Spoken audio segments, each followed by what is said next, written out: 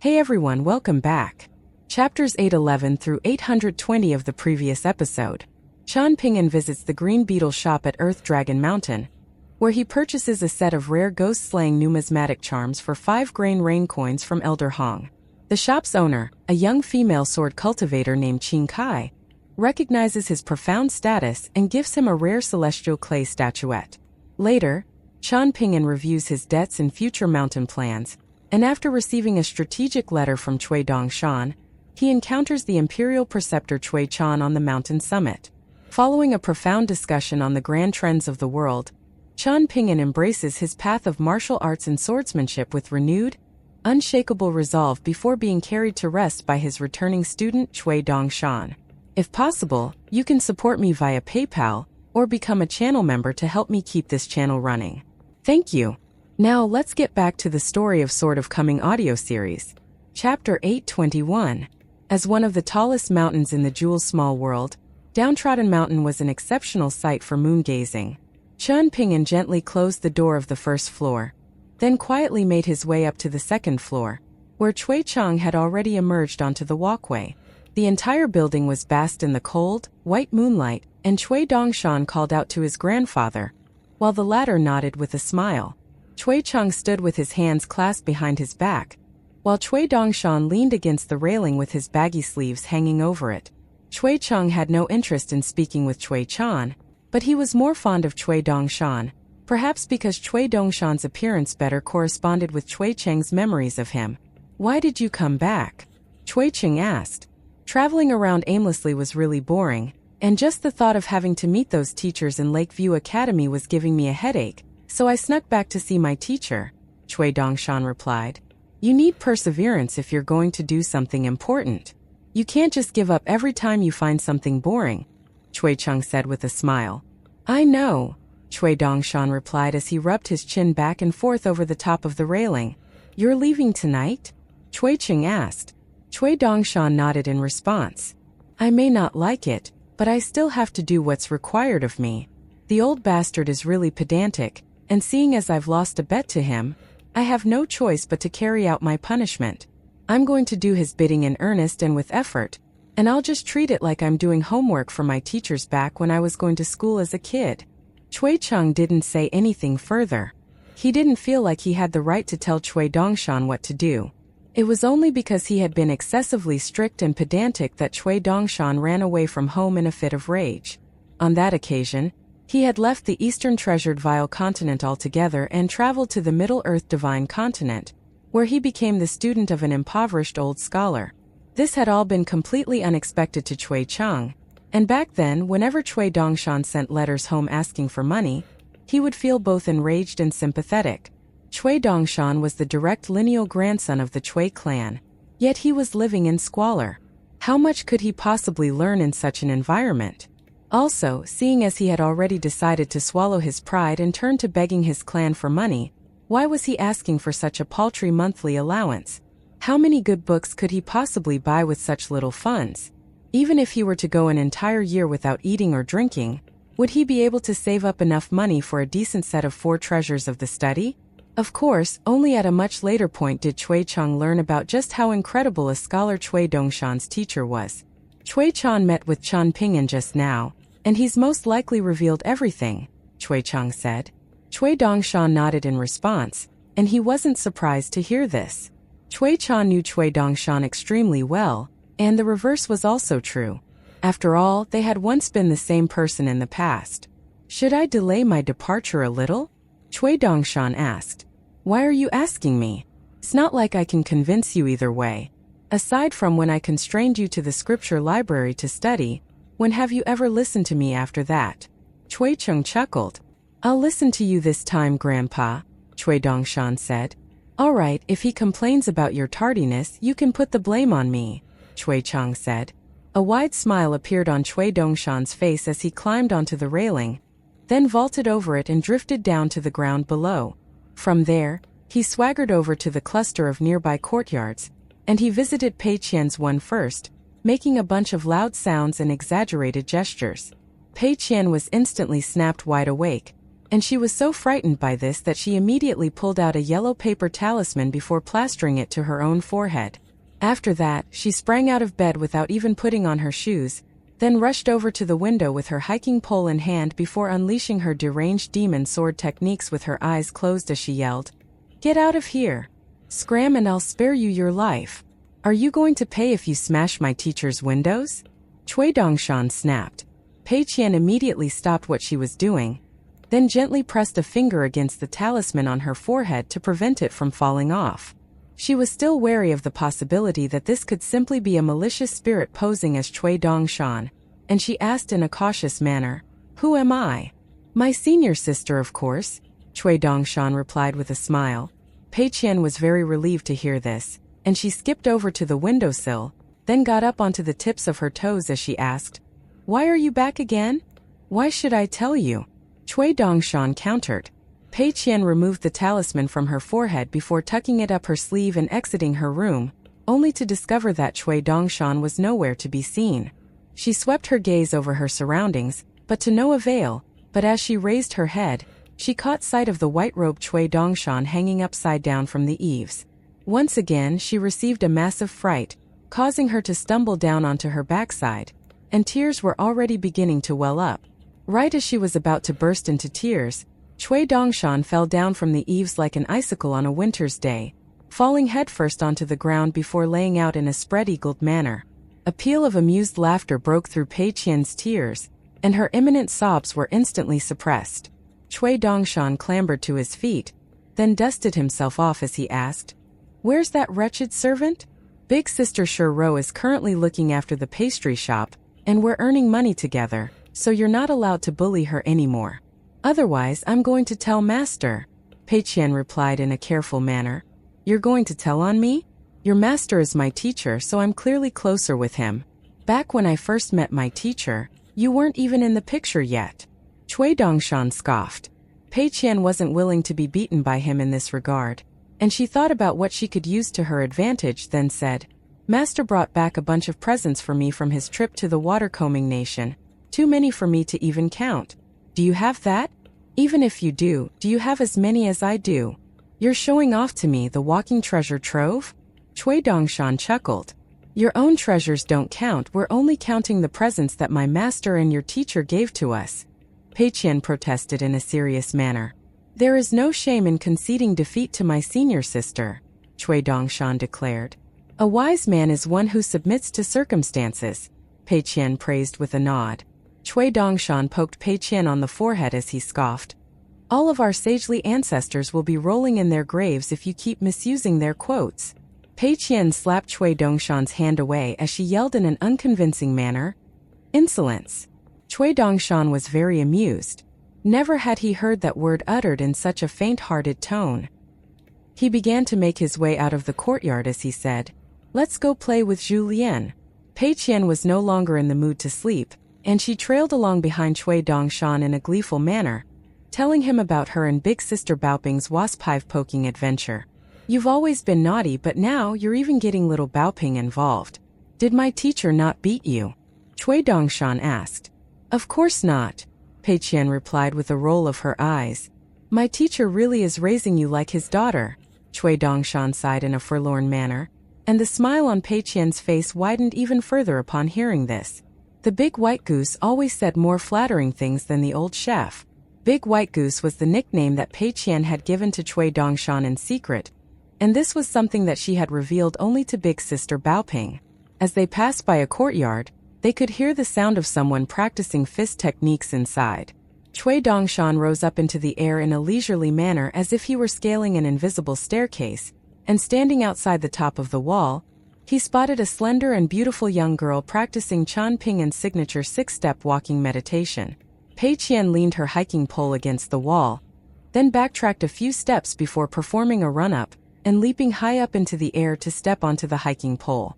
From there, she grabbed onto the top of the wall with both hands, then pulled up with her arms to elevate her head, allowing her to peek into the courtyard. Cui Dongshan was rubbing his own face in dismay as he sighed. "Such horrendous technique. Sun Yuanji is not a bad person, she's just a little dumb," Pei Qian said in a quiet voice. "I can tell," Cui Dongshan replied with a nod. As a diamond in the rough that had caught Julien's eye, Sun Yuanji had hopes of reaching the Vajrabadi tier, and it was only in a place like Downtrodden Mountain that she didn't appear remarkable in the slightest. Otherwise, if she were to reach the 7th tier, then she would be considered an unrivaled martial arts master in places like the Watercombing Nation and the Colorful Garment Nation, and there would certainly be no one that dared to direct such degrading remarks at her. She had been completely immersed in her fist technique practice, which was a reflection of her immense powers of concentration, and only as she paused to take a short break did she hear the hushed whispers between Cui Dongshan and Pei Qian. She immediately swung around and adopted her fist stance as she yelled, "Who's there?" Her brows furrowed slightly at the sight of Cui Dongshan, who was certainly very handsome, but also completely unfamiliar to her. However, she then spotted the grinning Pei Qian beside him, and only then did she lower her guard. Cui Dongshan rested his elbows down on top of the wall as he asked, "So you're the disciple chosen by Julien?" Sun Yuanji offered no response as she turned to Pei Qian, who introduced, "This is Cui Dongshan, my master's student." Sun Yuanji couldn't help but be bewildered upon hearing this. He's the mountain master's student? Is he stupid? Why, of all people, did he choose such an incompetent man as his teacher? He's constantly out wandering around God knows where, shirking all of his responsibilities, and even on the rare occasions that he's back on the mountain, he's either doing nothing or getting drunk at night, just like I saw earlier. What could you possibly learn from a man like him? And how dare he pose as a teacher? Is he that desperate for money? Sun Yuanji heaved an internal sigh as she cast a sympathetic gaze toward Cui Dongshan, who concluded in a quiet voice, "It's not an act, she's genuinely stupid." "I told you so," Pei Qian replied, and their two heads vanished behind the wall in the same instant, displaying flawless synchronicity. Sun Yuanji wasn't able to hear their exchange clearly, and she hardly cared what they were discussing anyway. There were many strange people on Downtrodden Mountain, and she had already grown accustomed to it. As opposed to seeking out Julien, Cui Dongshan took Pei Qian to the summit of Downtrodden Mountain, then stomped a foot onto the ground as he yelled, "Come out, you worthless swine!" Mountain god Song Yuzhong hurriedly revealed himself. He was already aware of Cui Dongshan's true identity, and he extended a deep bow toward him at the foot of the steps outside the mountain god temple. A menacing look appeared on Cui Dongshan's face as he stormed toward Song Yuzhong, while the latter remained standing on the spot. A hint of unease surfaced in Pei Qian's eyes upon seeing this, and she hurriedly caught up to Cui Dongshan as she said in a low voice, "Be civilized. If you beat him up, my master will be the one that he holds a grudge against." Cui Dongshan heaved a faint sigh then said, "You lost your life because you were a fool, yet it seems like you haven't learned your lesson at all." Song Yuzhong had a great deal of respect for Cui Dongshan, but he had a clear conscience both in life and in death, so he wasn't timid or uncertain in the slightest as he said, "Not only is our greatly empire not lacking in people who aren't fools, the same applies to the fallen Lu Empire, the struggling Great Sui Nation, and the likes of the Yellow Court Nation. In that case, let me ask you this, back when you were serving as an official and now as mountain god, are you pursuing moral self-fulfillment, or are you wholeheartedly serving the empire and its people?" Cui Dongshan asked. "Am I not permitted to do both, Imperial Preceptor?" Song Yuzhong asked. "Get out of here, I don't want to speak to you anymore," Cui Dongshan snapped with a dismissive sweep of his sleeve. Song Yuzhong extended a parting bow, and his godly body returned to the clay statue in the temple, following which he closed the door, temporarily relinquishing his surveillance over Downtrodden Mountain. Cui Dongshan and Pei Qian embarked on a casual stroll on the mountain summit, and the latter asked in a curious manner, "Why are you so angry?" "I'm not angry. I never get angry over foolish people, only concerned over my own incompetence," Cui Dongshan replied. "Everyone has their own way of living, their own areas of expertise, their own principles, their own experiences, etc. When all of those things are put together, it's like constructing a house, some of which are small like the ones on Clay Vase Alley and Apricot Blossom Alley, while others are larger like the manors on Peach Leaf Alley and Fortune Street, and some are even larger like prominent immortal abodes, imperial palaces, the White Jade capital of the heavenly world and White Emperor City of the Middle Earth Divine Continent. Additionally, they also vary in stability. For a house that is large yet unstable, their size becomes a curse, and they're less able to withstand the elements than a small yet resilient house. Such houses tend to collapse in the face of any real adversity. On top of that, one must also look at the number of windows and doors the houses possess. Those with many doors and windows that are frequently opened will allow those inside to see more of the scenery outside, while those with houses that have few doors and windows that are often closed will be very stubborn and self-centered, prone to splitting hairs and living in a dogmatic fashion. I like seeing big and small houses, so I can understand what you're saying. That mountain god that's not afraid of you is clearly someone who has closed off his heart to the world and has an obstinate and one-track mind, Pei Qian said with a nod. Cui Dongshan turned to Pei Qian with a smile as he praised. Not bad. You're pretty bright. I sure am. I'm about to go to school soon, Pei Qian declared as she crossed her arms in a proud manner. Cui Dongshan smiled as he said, I must warn you here that a house is limited in its size, so you must be selective about what you put in it. Why is it that many scholars only become more and more foolish the more books that they read? It's because they've read too many books and try to follow the principles laid out within too pedantically. With each book that they read, they cover up a door or a window, making it more and more difficult for them to clearly see this world. In the blink of an eye, they find themselves old and frail, scratching their own heads, wondering why they live in squalor and constant self-conflict, despite the vast number of books they've read. In the end, they can only console themselves by telling themselves that it's the world that's at fault, not them. Pei Qian swept her gaze over her surroundings, and only after verifying that there was no one else nearby did she reveal in a low voice, I'm only going to school so Master doesn't worry about me on his long journeys. It's not like I'm actually going there to study. Screw that. Studying makes my head hurt. Cui Dongshan burst into laughter and began rushing down the mountain as he yelled, I'm telling on you. Pei Qian faltered slightly upon hearing this, following which tears began to well up in her eyes as she chased after Cui Dongshan with all her might. All of a sudden, Cui Dongshan stopped in his tracks, then turned around to discover that Pei Qian had launched herself at him in her desperation to catch him, paying no regard to the possibility that such a reckless move could result in injury. It was a sight strongly reminiscent of Chan Ping'an leaping over the stream in the mountains. You, my teacher, and I are all the same. We are terrified of growing up, but we have no choice but to do so, Cui Dongshan said with a smile. Right at this moment, someone slapped Cui Dongshan on the back of his head as they reprimanded, Stop picking on Pei Qian. Immediately thereafter, Chan Ping'an, who had just rushed onto the scene from the bamboo building, sprang up into the air to catch Pei Qian in his arms before lowering her safely to the ground. Cui Dongshan smiled as he extended an apologetic bow. Pei Qian wiped the sweat from her own face, then began to defend Cui Dongshan as she said, We were just fooling around, Master. We didn't say anything to each other, right? Right. Cui Dongshan said with a series of nods. Do you both truly feel this way? Chan Ping'an asked with a smile. We do. Pei Qian and Cui Dongshan replied in unison. Chan Ping'an didn't ask any further questions. In any case, they were clearly just fooling around. The three of them descended the mountain together, teacher and student, master and disciple. The three of them arrived on the cliff before sitting down at the stone table.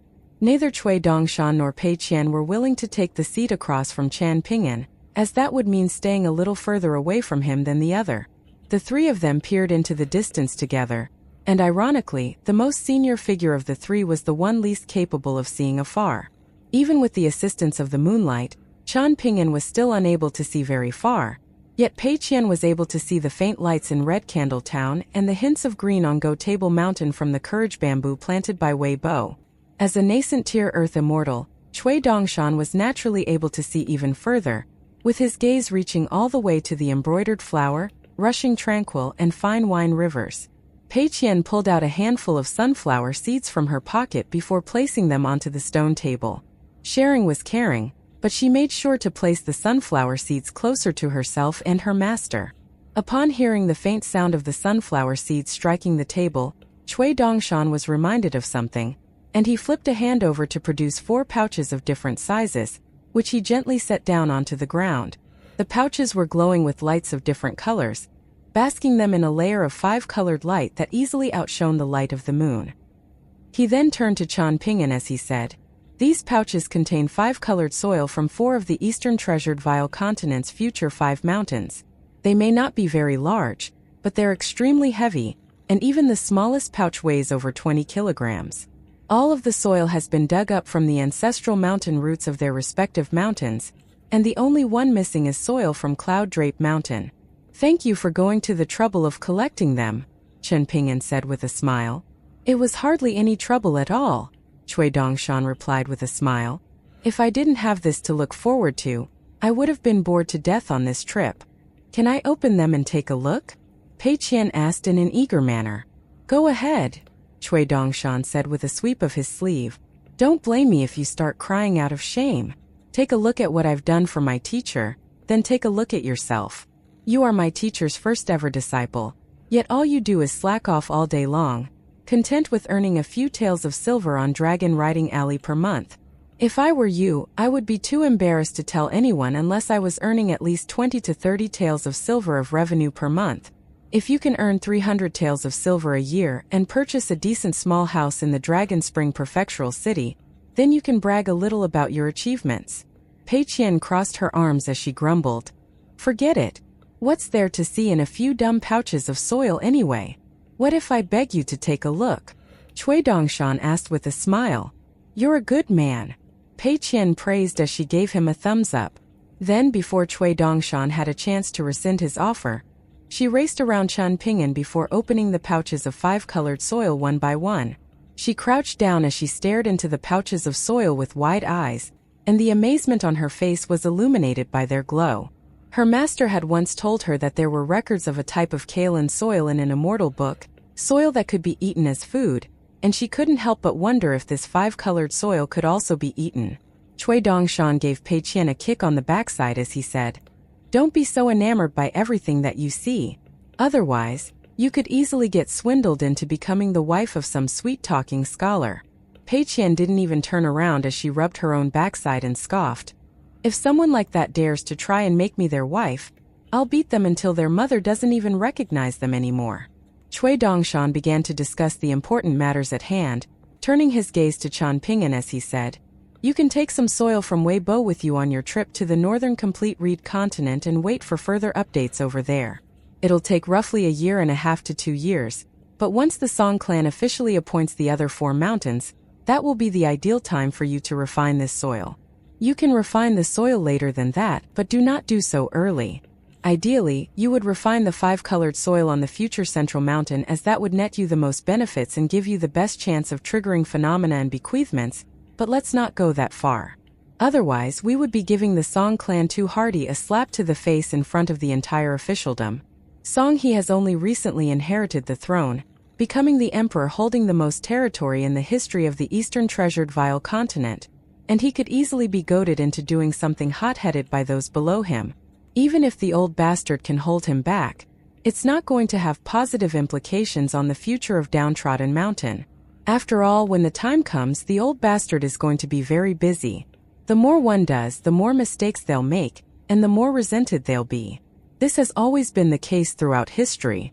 Once the Greatly Empire fully conquers the Eastern Treasured Vile Continent, the old bastard will be facing many restrictions from the Middle-earth Divine Continent, and that's going to be quite troublesome for him. In contrast, people like Song he won't have to do anything, and when people don't have any duties or responsibilities, they become prone to resentment. I know what needs to be done when it comes to refining the 5-colored soil, Chen Ping'an replied with a nod, following which a concerned look appeared on his face. Once the Greatly Empire conquers the Eastern Treasured Vile Continent, a period of complacency will inevitably set in, and that would not be a good time to reveal the precarious situation that the majestic world is in to them, but time is of the essence, so such a revelation can't be left too late. That will be the most stern test for you and Cui Chan. Cui Dongshan smiled as he replied, There will definitely be many bothersome matters to attend to when the time comes, but there won't be any major catastrophes. As long as the foundation and framework of a new house are solid, then it's not going to collapse. Maybe there's going to be some broken windows or fallen tiles from the elements, but those are all just minor repairs. Once the new house becomes an old house that's infested with termites and rats, it will no longer be something for me and the old bastard to be concerned about. Chen Ping'an nodded in response and didn't speak any further on the subject. Cui Dongshan was far superior to him when it came to hatching plots and attention to detail, so he was certain that Cui Dongshan already had everything figured out. Cui Dongshan cast his gaze toward the bamboo building, then turned his gaze back to Qian Ping'an as he said, "Right now, Downtrodden Mountain is probably already about as good as it'll ever be, so it's time to focus on the other mountains. Have you already chosen the subjugation treasures to be buried on the other mountains?"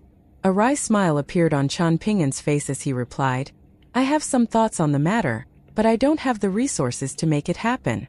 The grain rain coins that had been reserved for setting up the mountain protection formations of Downtrodden Mountain had already been tapped into, and he couldn't continue to rely on that stash. Hence, aside from training his sword techniques, he also had to emulate vagrant cultivators on his journey to the northern complete reed continent, exploring immortal abode ruins and secret areas to see if he could earn some money.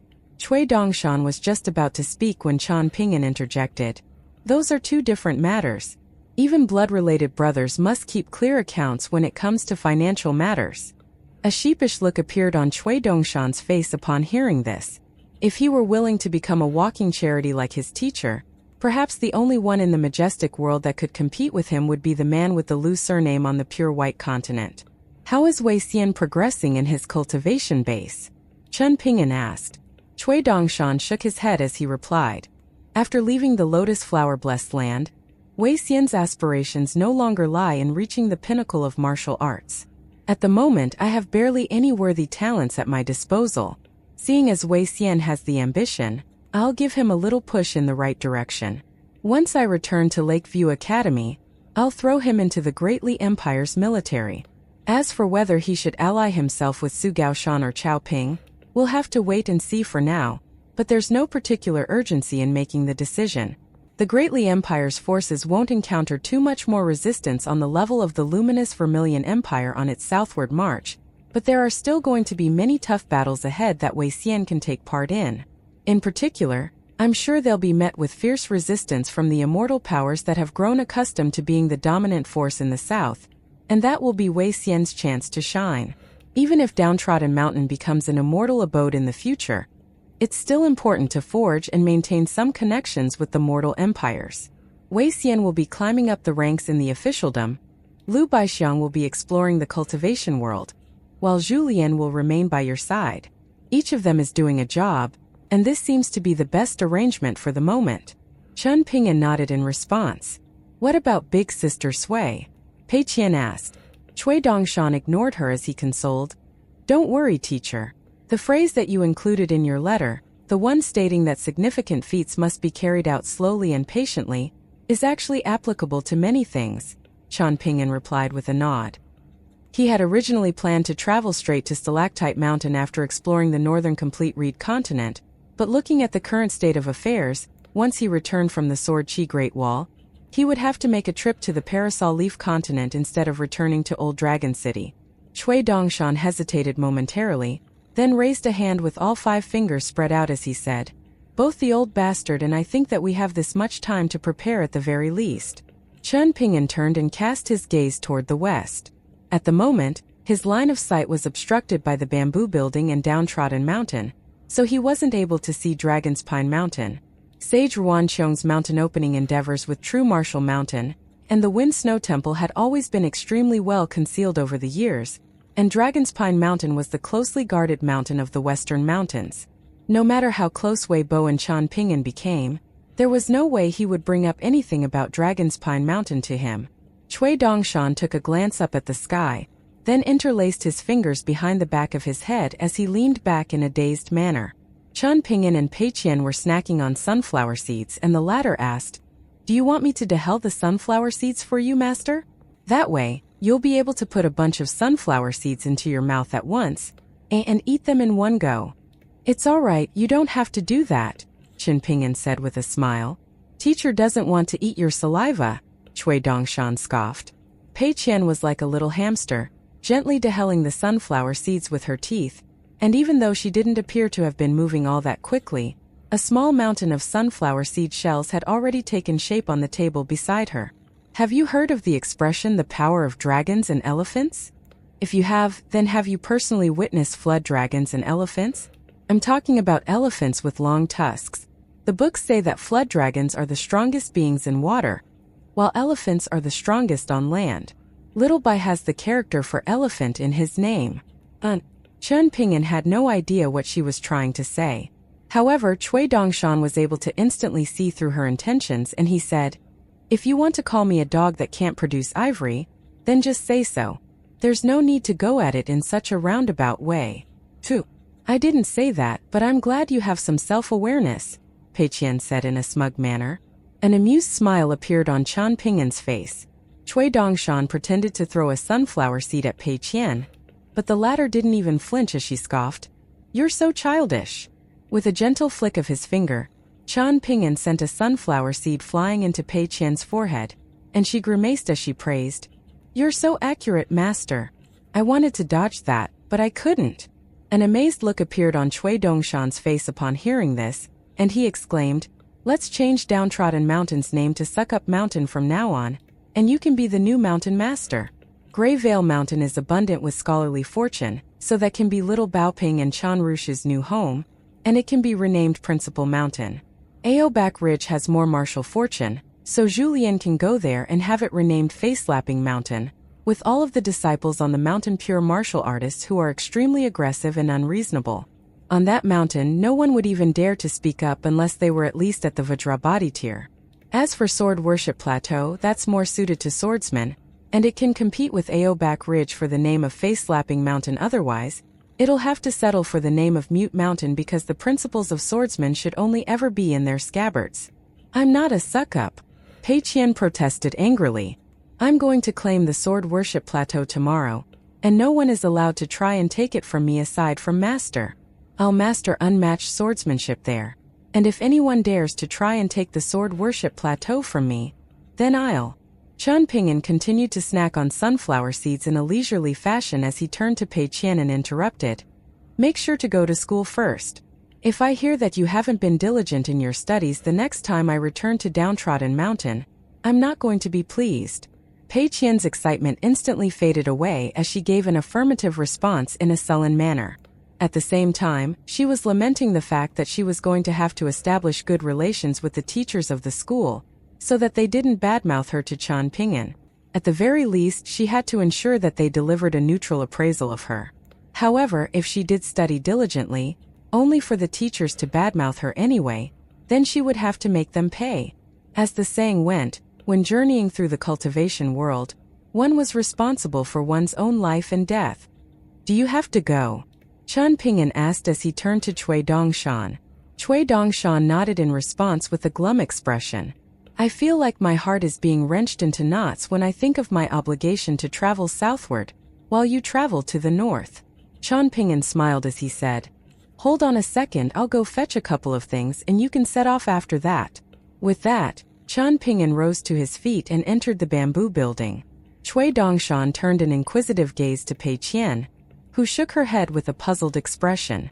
Shortly thereafter, Chen Ping'an returned with a small brocade pouch and a bayberry core. After sitting back down, he set the two objects onto the table, then opened the pouch to reveal some green seeds that were as round and thin as coins. He smiled and said, "These are elm tree blossom seeds purchased for me by a good friend from Sky Calling Street in the Parasol Leaf Continent's Planchette Writing Sect. I've never had a chance to plant them on Downtrodden Mountain, but I've heard that there's a chance they'll be able to sprout in 3 to 5 years as long as they're planted somewhere with good feng shui and sun exposure." Cui Dongshan picked up one of the seeds, then nodded as he said, "These are not ordinary immortal elm tree blossom seeds. Instead, these were produced by the ancestral elm tree on the Middle-earth Divine Continent. If I'm not mistaken, this is not something that can be purchased in the Planchette Writing Sect. Instead, that friend of yours most likely fabricated the story as he was concerned that you wouldn't be willing to accept the gift. Compared with ordinary elm tree blossom seeds, these ones are much more likely to give rise to elm coin spirits. Given how many of them there are in this pouch, even if you have terrible luck, you should still get at least 2 or 3 golden spirits. The rest of the elm trees will also be able to help gather and consolidate mountain and water fortune, making these seeds extremely sought after, just like the golden mountain crossing carp that you captured in the past." Chen Ping'an felt a little exasperated upon hearing this. This was indeed something that Lu Tai would do. Chen Ping'an could only tell himself that seeing as he had already accepted the gift, he had no choice but to keep it. He pointed at the bayberry core, but before he had a chance to say anything, Pei Qian beat him to it. I know where that came from. It was given to my master by the head of the Purple Sun residence on behalf of that thin reed stick by the name of Wu Yi. I was worried that Wu Yi would try to screw my master over by giving him something worthless, so I took it to Wei Bo in secret for an appraisal. He told me that in a year, it'll be able to grow into a 1,000-year-old bayberry tree that'll be at least half as tall as the bamboo building. It's also known as the solar term bayberry, as the tree will release a lot of spiritual energy on the days of the 24 solar terms, making it perfect for qi refiners to cultivate under. Weibo also says that this bayberry core is the most precious of the 4 gifts from the Purple Sun residence for official immortals who already have set mountains. Chen Ping'an smiled as he said, "Let's plant all of them tonight." "You can choose first," Cui Dongshan said to Pei Qian. Pei Qian grinned as she said, "No matter how good that bayberry core is, there's only one, so of course I choose the elm tree blossom seeds. Right?" She snuck a glance at Chen Ping'an as she spoke, and the latter gave her a slight nod. Reassured by this gesture of approval, Pei Qian turned back to Cui Dongshan as she declared in a categorical manner, "You can have this precious bayberry core, but let me make this clear.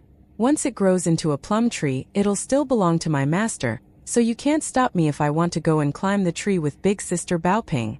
Cui Dongshan heaved a faint sigh. She could truly be quite a pain to deal with, and his teacher was the only one who could keep her in check. Even Zhu Lian or Cui Chang wouldn't be able to accomplish such a feat, let alone Wei Bo and the others. Downtrodden Mountain was actually a very big place. As the southern gate of the Jewel's small world, it spanned an enormous area and reached all the up into the clouds. Due to the fact that the bamboo building was on the southern side of the mountain, Chen Ping'an hadn't explored its northern parts much at all. Somewhere on the mountain in between the bamboo building and the gate that Zheng Dafeng was keeping, Cui Dongshan picked out 2 ideal locations to plant the bayberry core and the elm tree blossom seeds. After the job was done, Pei Qian leaned against her hoe for support, sweating profusely with a wide smile on her face. Cui Dongshan's white robes remained immaculate, and in terms of looks perhaps only Wei Bo, Lu Tai, and Chao Ci could compare. "Hopefully, these will all have sprouted by the time we're reunited here again," Chen Ping'an said. Cui Dongshan extended a deep bow toward him as he said, "Farewell, teacher. I wish you safe and bountiful travels." After Cui Dongshan stood up straight again, Chen Ping'an pulled a bamboo slip out of his sleeve, which he had prepared in advance, then smiled and said, "I don't think I've ever given you a present before. This is just an ordinary piece of bamboo material that's completely worthless.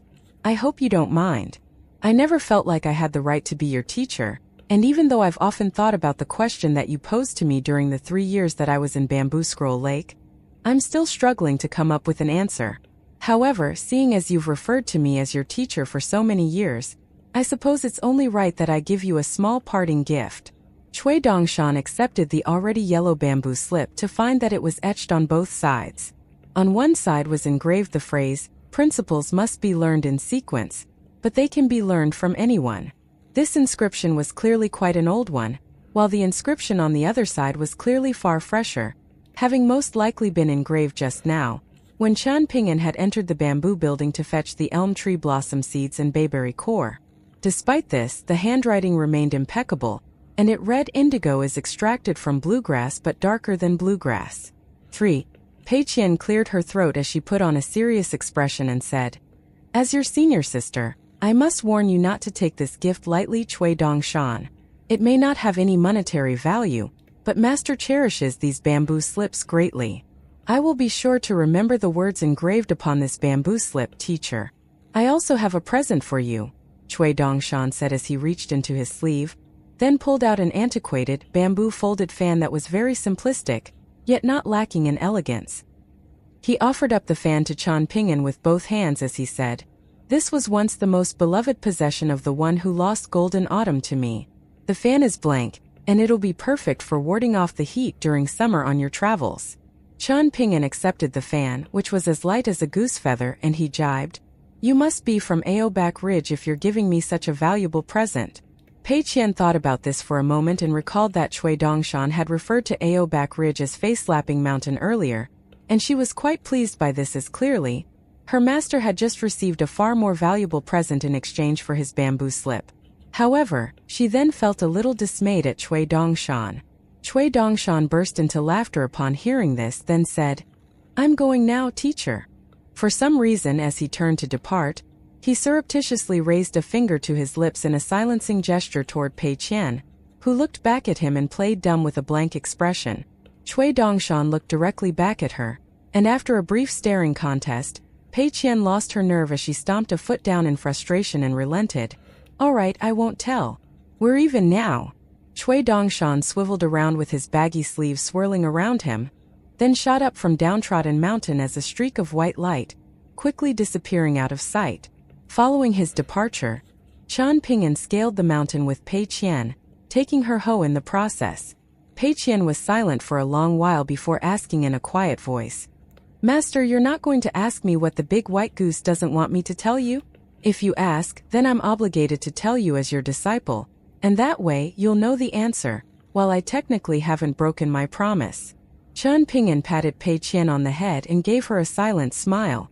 Pei Qian skipped along beside him, quickly putting the matter out of her mind.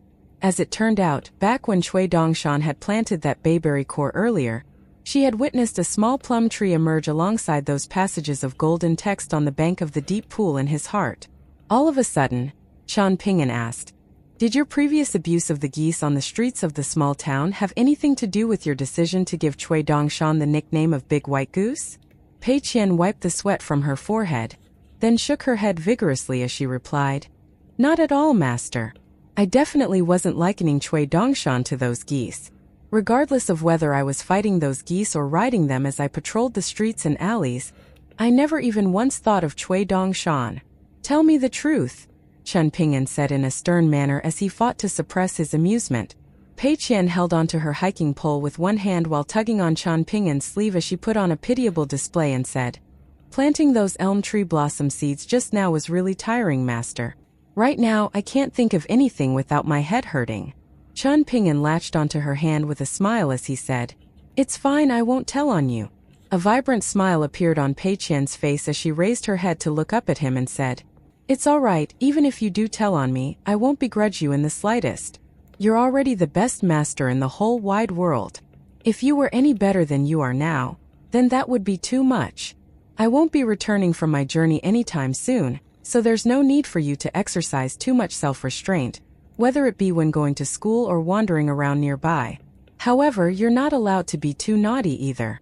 Having said that, if you're in the right, then don't be afraid to stand up for yourself. No matter how much the situation may escalate, there are people who will have your back. In my absence, you can go to Senior Cui, Julien, Zhengdafeng, Weibo. All of them will help you. However, you must also listen obediently when they lecture you after the event. Sometimes you can't avoid a lecture just because you didn't do anything wrong. All right, master, don't you worry about me. Even if something bad happens, as long as it's not too bad, I can just imagine that you're by my side, and I won't feel angry or sad anymore. I can't say anything now that nothing has happened, but after I leave, you go and ask Julien and Zhengdafeng what overkill means, then mull it over by yourself. Even if you're in the right, no one on Downtrodden Mountain is allowed to excessively take advantage of others. However, that doesn't mean that good people should suffer in silence. You may not fully understand what I'm saying now, but there's no hurry. Just think about it in your own time. There are many principles that can't be found in books. Everyone has their own principles to impart, including Big Sister Shuro and even Sun Yuanji. You have to see and think as much as possible. The best deal under the heavens is to pick up a good habit or principle from someone else as you're benefiting for no cost to yourself. I know your head is starting to hurt again, so that's all I'm going to say. You're most likely not going to be able to hear my lectures, even if you wanted to over the next few years. That's not it, master, I'm just hungry. Take a listen, master, my stomach is growling. I'm telling the truth. A martial artist had no need for meals at night. Just endure it. Master, make sure to send lots of letters back when you reach the northern complete reed continent so I can tell Big Sister Baoping, Li Huai, and the others that you're safe and well. Ha! Safe like your name, right, master? Or, with her master holding onto her hand, Pei Qian was instilled with immense confidence, and she swaggered along with her chest puffed out in a fearless manner, daring any demonic entities to appear in her path. The two of them continued to scale the mountain under the moonlight, and in this moment it was as if this mountain were the one that was blessed with the most moonlight. Pei Qian still wasn't feeling sleepy, but she was ordered to go to bed by Qian Ping'an. As Qian Ping'an passed by Cin Yuanji's courtyard, he could still hear the sounds of her working conscientiously on her fist techniques, and Zhu Lian was standing by the entrance, looking at Qian Ping'an with a wide smile. The two of them walked along side by side. The men of the eastern treasured vile continent's north were primarily quite tall on average, and they were renowned across the entire continent for their impressive physiques and mighty strength. The Great Li Empire's standard-issue armor and sabers were forged in the Chao clan style and the Yuan clan style, respectively, and they were renowned for their immense weight, only to be equipped by warriors of worthy stature and strength. As he developed into early adulthood, Qian Ping'an had grown a lot taller, while Zhu Lian was habitually hunched over, so their heights varied drastically.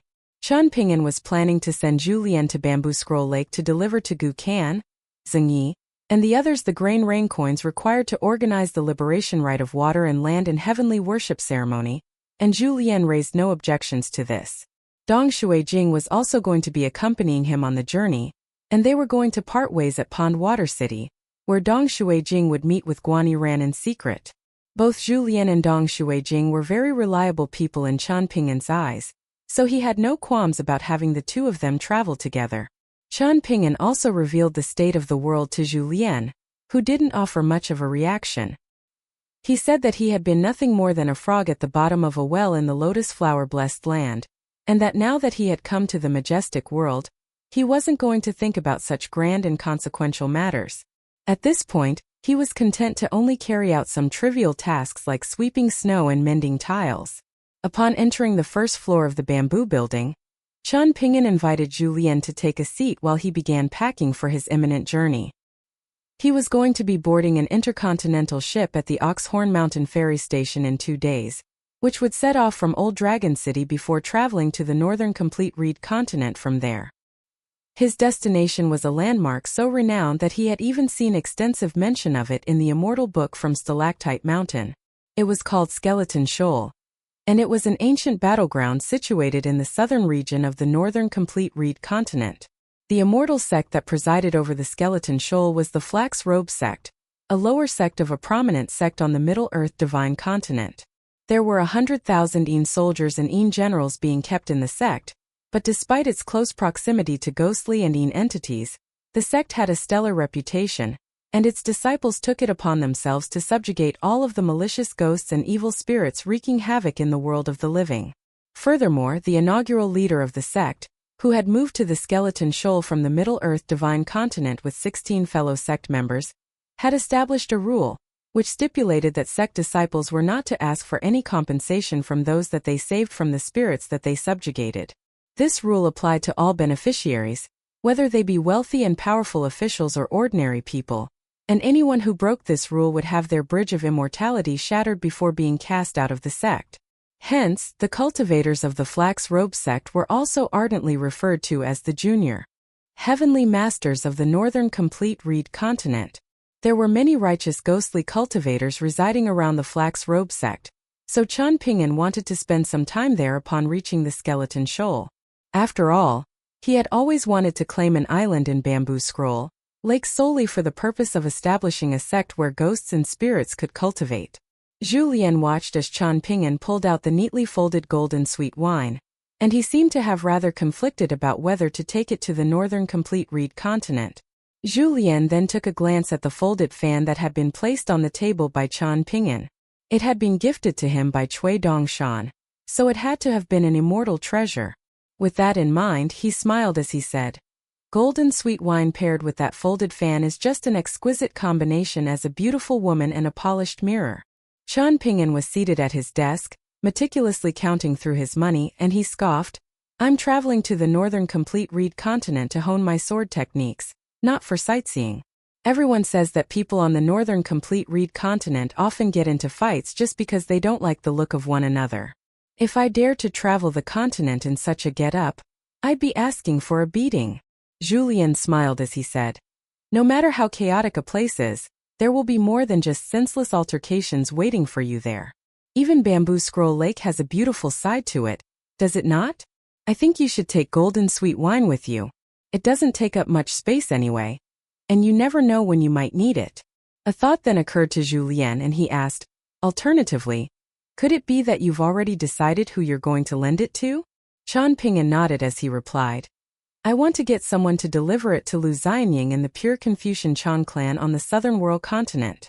Are you going to do that through the Dragontail Creek Chen clan? Julien asked. Chan Ping'an gently massaged a lesser heat coin between his fingers. The coin had been modeled after a yellow jade copper coin, and it had inscriptions on both sides. Unlike the lesser heat coin that he had received from Wei Wei in that rundown monastery in the Watercombing Nation, which bore the inscriptions of end of plum rain and beginning of scorching summer, and thunder rumbling across heaven's peak, this one read 9 dragons spewing water and 8 rays of divine light. The inscriptions on lesser heat coins had always been extremely diverse, unlike snowflake coins, of which there was only one variety in circulation. Of course, this was what was impressive about the Lu clan of the pure white continent. Lesser heat coins had many origins littered throughout the world. Hence, each type of lesser heat coin had a slightly different exchange rate for snowflake coins. Chun Dui was the one who had come to the Jewel Small World to examine the graves on behalf of the pure Confucian Chan clan. She had a rather foul temper and a sharp tongue, but her nature wasn't bad.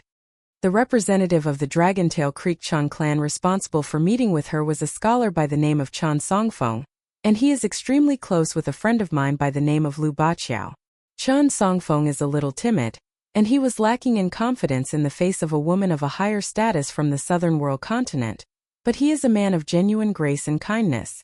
I'm sure that the spotless reputation of a prominent clan that has been maintained for over 1,000 years is more precious than a pseudo-celestial tool, Chan Ping'an said.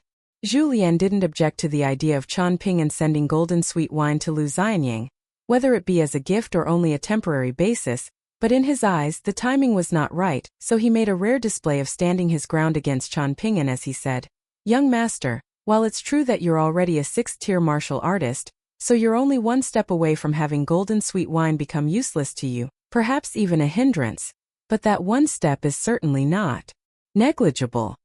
Peril and opportunity will be sure to come hand in hand on your journey to the northern complete reed continent, and to put it bluntly, if you encounter a formidable swordsman in battle at the very least, you can use golden sweet wine as a suit of dew armor to save yourself from a few otherwise lethal blows. The next time you return to Downtrodden Mountain, whether that be in 3 years, 5 years, or even 10, it still won't be too late for you to send golden sweet wine to Lu Xianying. After all, as long as one isn't a pure martial artist, even if one is at the golden core tier, the nascent tier, or even the unpolished jade tier, golden sweet wine would still be useful to them. Chun Ping'an nodded in response and stowed golden sweet wine into 15th. Seeing as Cui Dongshan has already said that we have 50 years to work with, and you also agree with this assessment, why have you suddenly changed your mind and wavered in your conviction? That's not like you, young master, Julien said. Chan Ping'an stared at the lamp on his desk for a moment, then suddenly smiled as he proposed, Would you care to join me for some wine and a chat? Of course. I'm always eager for a drink, Julien replied as he rubbed his hands together. Chan Ping'an pulled out 2 flagons of osmanthus wine, then moved some of the items on the desk out of the way as Julien sat down across from him.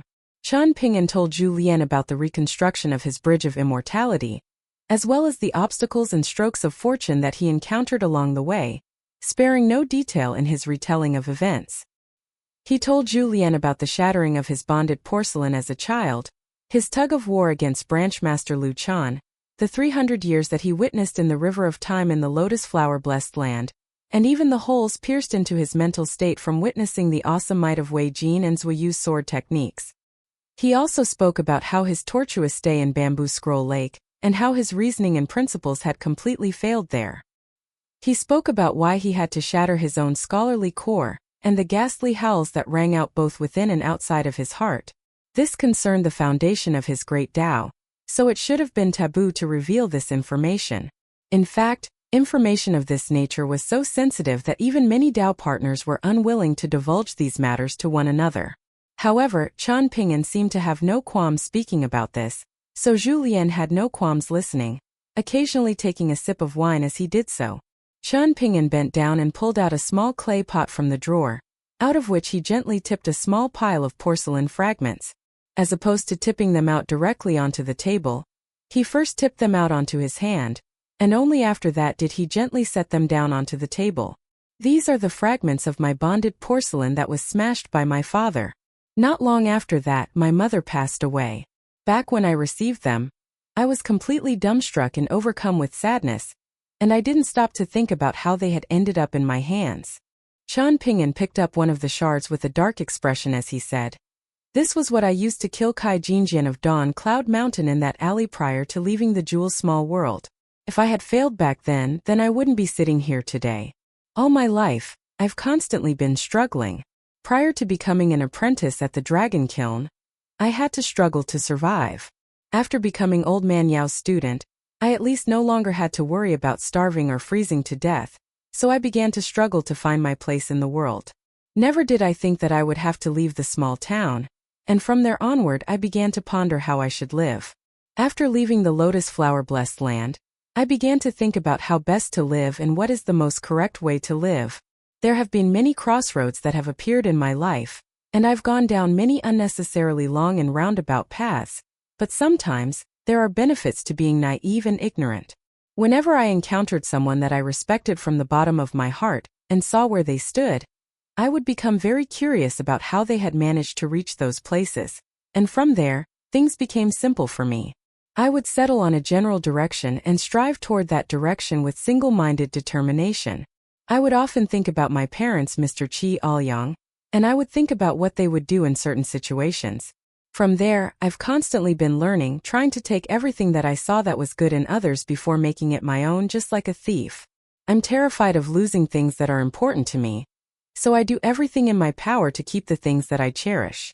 It's not that I don't care about money, and I certainly wasn't a walking charity from birth. To me, having nothing but hardships to keep me company is just another day in my life, so I'm not afraid of that at all. Even if I were to suddenly lose all of my mountains, my wealth, and my cultivation base and be forced back to my ancestral residence on Clay Vase Alley, that would still not have much of an impact on me. I've stolen and learned a lot from you. Additionally, I've also done the same with Senior Song of the Sword Water Villa, Fan Aravel Dragon City, Lu Yuzhou of the Ape Havoc Estate, Chao Ci of the Sword Qi Great Wall, Lu Tai, and even the likes of Imperial Preceptor Zhong Qiu of the Lotus Flower Blessed Land, Zhou Fei of the Springtide Palace, Noble Scholar Zhong Kuei of Peace and Tranquility Mountain, Lu Laocheng, Lu Jimao Zhang. I've been observing all of you, and I greatly envy all of the most outstanding traits that I see in all of you. Through assessing my mindset, Senior Chui was able to identify the crux of the problem. There is nothing in this world that can solely net one benefit at no cost. Ultimately, this was always bound to catch up to me at some point. Living life is not like practicing fist techniques. As long as I train diligently, I can attain and hone my fist intent. However, if I'm constantly taking things from other people in my life, then I'm very prone to doing many things that I don't truly understand the reason for.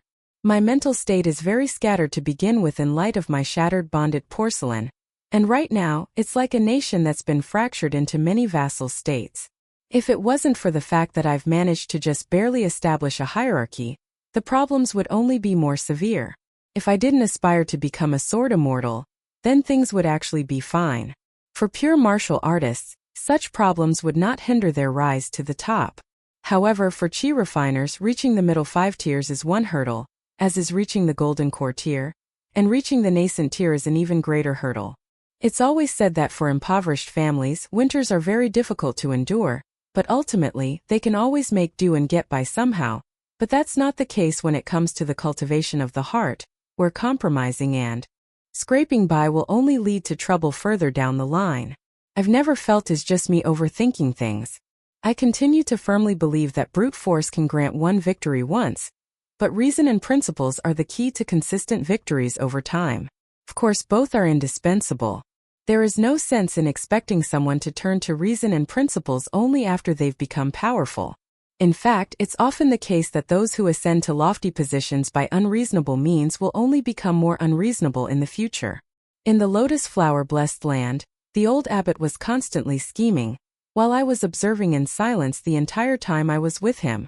I wanted to see the outcomes of 3 things, but I wasn't able to do that in the end. 2 of those things were skipped, while the final one was cut off, following which I left the river of time to return to the lotus flower-blessed land. That one thing concerned an extremely bright scholar in the history of the Pine Stream Nation. He was a Jian, and he harbored lofty aspirations, but he found it extremely wearisome having to deal with the matters of the officialdom, so he decided to change himself and learn the rules of the officialdom, then fulfill his aspirations of serving the people once he reached a lofty position. I really want to know if he managed to fulfill this goal in the end, or if he gave up. Qian Ping'an rose to his feet as he spoke, and he began to pacing back and forth behind his desk with his flagon of barely drunk wine in his hand as he continued. There are many principles that I know to be very good, and there are many things that I clearly know to be right or wrong. Even if I only look at the outcome, everything that I did turned out to be not bad. However, during the process I had to suffer extensively, having to constantly deal with immense internal conflict. For example, back in Bamboo Scroll Lake, I had to decide whether to kill Gu Qin, whether to become allies with Lu Jimao, whether to submit to Lu Laocheng. How was I supposed to address my enemies once I attained more power? Should I continue to forge ahead without caring about anything else as I had done in the past? Or should I take a step back and make some changes to my past ways? Even if I do make changes, and my actions result in favorable outcomes and abide by the correct principles, will that truly make me feel satisfied and fulfilled? Qian Ping'an shook his head as he concluded in a firm voice. I don't think so. There was a moment of silence. Qian Ping'an threw his head back as he took a large swig of wine, then wiped a hand across his mouth as he mused. So what do I do?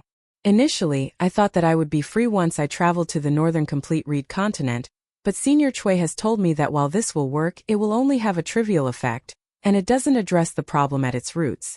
This has made me very hesitant. I'm not afraid of danger, hardships, or adversity, but I'm terrified of the feeling of being lost and without direction. I am alone in this vast world with no relatives to speak of. If I do something right, there is no one to praise me, and if I do something wrong, there is no one to reprimand me. This was how I felt as a child, and it was a terrible feeling, one that has continued to linger in my heart, and just the mere thought of it has me feeling a sense of despair. I know that this is a very bad mindset, and I've been trying to change over the years, but it's still not good enough. Hence, when it comes to Gu Qin, to Lu Xianying, to people who I view as my friends, I want to give them everything that I have. Is it truly out of a place of generosity and benevolence? Of course not. It's just that I've become convinced that I can't hold on to anything, but they'll be able to do so in my stead. And as long as it still exists and I can see it, then that's better than losing it altogether, whether it be money or other things. I'm also really fond of this golden sweet wine robe. It has saved me during many perilous ordeals, so how could I not be attached to it? On the contrary, I'm extremely sentimental, and I felt compelled to bring even Chu Huang back to Downtrodden Mountain with me. However, if I were to die someday during my travels, my possessions would be taken by my enemies or people I don't even know, so I may as well hand them off to Lu Xianying in advance. These concerns of yours are not unique to yourself, young master. Instead, these are difficult problems that countless people in history have had to contend with, Julien said as he set down his flagon. Not only are you plagued by such concerns, I was as well back in the lotus flower-blessed land, as was Ding Ying, and this is also true for all of the scholars in the majestic world, whether they be virtuous scholars, noble scholars, or sages. In fact, all beings in this world with higher intelligence must eventually face these very same tribulations. At their roots, the principles of the 3 teachings and 100 schools of thought are all contending with the heart of man. In Confucianism, it's stipulated that one must suppress their selfish urges, and that they must act with morality and virtue even when alone and outside the scrutiny of others. In Taoism, it is encouraged for one to follow the natural flow of things, and not forcibly manifest things. In Buddhism, it is stated that one must tame their thoughts and desires. These are all great principles in theory, but they're far too difficult to carry out in practice. The positive aspect of Cui Chan and Cui Dongshan's theory of practical ability is that it can guide one in one's life down to even the most minute details, but the downside is that too much energy and effort must be spent on frivolous matters. Everything must be weighed up and considered, and one can easily find themselves worn down over time. It's too pragmatic and pays no heed to the abstract and profound, making it difficult for one to elevate one's mental state to higher levels. Julien rose to his feet and gently rested a finger against the surface of the desk as he smiled and said, "Please pardon me for this one instant of disrespect and allow me to refer to you directly by name, young master. Qian Ping'an, what does stalling in your progress entail?" "It entails that the way you view this world is at odds with how you want to feel and act. This seems like a trivial discrepancy, but it'll become more and more magnified as you attain more power. Right now, you are able to topple houses with a single punch, and someday you will be able to topple even the city walls of mortal capitals with a single punch. Right now, your sword can intimidate your enemies and allow you to escape from peril. But in the future, perhaps you'll be able to eradicate entire sects with just your sword qi alone. How can you avoid making mistakes? If you were Ma Kuxuan, someone that you detest, or even Lu Xianying, a close friend of yours, then you wouldn't have to be this way. However, Qian Ping'an is the current Qian Ping'an. You are you. Back in Bamboo Scroll Lake, all you managed to do was make your principles and reasoning exist in harmony with this world. You were able to resolve problems and be pragmatic while ensuring that your mind was somewhat at ease.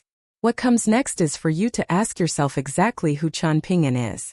Seeing as you've already chosen this path, then regardless of whether it's right or wrong, you have to be able to see it clearly in advance. Only then will you have the potential to rectify the faults and perfect this path as much as possible. Otherwise, you'll be stumbling down the path blind, praying that you don't go astray, and that's simply not going to happen. Earlier you said that Wei Bo told you that one's heart must contain both a sun and a moon, and both are indispensable, and you felt enlightened from this. You also said that Imperial Preceptor Cui Chan told you that constantly gazing up at the radiant sun will make your heart grow toward the light like flowers and trees, but you should also turn around from time to time to look at your own shadow. What are those two pieces of exposition telling you? One pertains to the future while the other to the past. Hence the question arises, what about the present? Who are you right now? There is a very common saying that I believe is no less valuable for its prevalence. It goes, those who know others are wise, while those who know themselves are illuminated. What does illumination mean in this sense? It entails an untarnished mental state, and it also alludes to the light of the sun and the moon. Qian Ping'an sat down on his chair as he sipped on some wine, looking both enlightened and as if a heavy load had been lifted from his shoulders. In the end, Julien smiled as he said, "There are some things that you simply won't be able to wrap your head around, but fear not. Just continue down the path that you think is right, and if it is right, then strive to make it more right. If it's not, then rectify the faults along the way. All martial arts and principles are useless if they are not put into practical application. You've been to Stalactite Mountain, to the Parasol Leaf Continent, to the Lotus Flower Blessed Land, to Bamboo Scroll Lake. Doesn't it stand to reason that the Northern Complete Reed Continent is the best place for you to travel to next? Make sure to take a few extra flagons of wine with you, and by the time you return, perhaps you'll have already won the title of Sword Immortal for yourself. Perhaps you'll have left such a deep imprint on the Northern Complete Reed Continent that your name will be remembered for 100 years, even 1,000 years. Initially, Qian Ping'an felt inspired by Julien's words, but at the end he felt like those aspirations were too far beyond his reach for him to even consider. There are also many beautiful women prone to infatuation in this world, so you have to be careful, young master, Julien said in a serious manner. Qian Ping'an shook his head in a resigned manner. This was a much more familiar Julien to him. Julien raised his flagon and said, "This has been a very enlightening and inspiring conversation, young master. Can I finish my wine with you before I leave?" And just like that, Julien was completely back to his usual self. Qian Ping'an smiled as he raised his flagon, and the two of them finished their osmanthus wine together. Julien departed with his empty flagon, while Qian Ping'an resumed packing. All of the immortal currency was being stored in the Jade Tablet minimization treasure that had been gifted to him by Zhang Dafeng back in Old Dragon City, and he had requested 30 grain rain coins from Wei Bo, who was looking after his money. This money was not to be used under normal circumstances, and it was reserved for purchasing items related to the refinement of his 3 bonded items outside of the water and the earth attributes, or to purchase any immortal treasures that both caught his eye and were suited to him. On top of that, he was also bringing along 50 lesser heat coins and 1,000 snowflake coins. Of course, Sword Immortal and his sword nurturing gourd were also coming along with him. He was wearing the Dao robe by the name of Springgrass, but he had heeded Julien's advice and brought golden sweet wine with him in case of unforeseen mishaps. The walnut bracelet that had been gifted to him by Wu Yi of the Purple Sun residence, of which each walnut was equivalent to an attack from an earth immortal, was an offensive immortal treasure that was a perfect fit for him. The day and night wandering deity True Body Talisman was currently in an unusable state. Qian Pingyan had heard that Li Shixing was currently traveling the northern complete reed continent, so he would see if Li Shixing could repair the talisman. After that, it was up to Li Shixing whether he wanted to recover the talisman for the Li clan or continue to have Qian Pingyan hold on to it. Cui Dongshan had subtly warned him to draw a clear line between himself and the Li clan outside of Li Baoping, but Qian Pingyan still wanted to maintain a good relationship with Li Shixing. There were also the 3 facades that had been meticulously crafted by Zhu Lian, and they were of a young boy, a young man, and an old man. They wouldn't be able to fool Earth immortals, but they would more than suffice for his travels. Li Er, his wife, and his daughter were all staying on the complete reed continent's Lion Peak, so Qian Pingyan was going to visit them as well. Additionally, he was going to personally examine the route that flowed into the sea in accordance with the deal that he had made with Branchmaster Lu Chan. Of course, Lu Chan hadn't given Qian Pingyan any choice in the matter. In any case, Qian Pingyan wouldn't have turned down the task, as whether this route was passable or not had a direct impact on Qian Lingjuan's Dao attainment. It was never a simple matter for the likes of snake and fish spirits to enter the rivers. That catfish river demon on the Parasol Leaf continent had been barred from entering the rivers by the burial river goddess, thereby preventing it from reaching the golden core tier. Of course, there were people and things that he wanted to see, as well as some that he wanted to avoid, such as He Xiaoyang of the Divine Edict sect.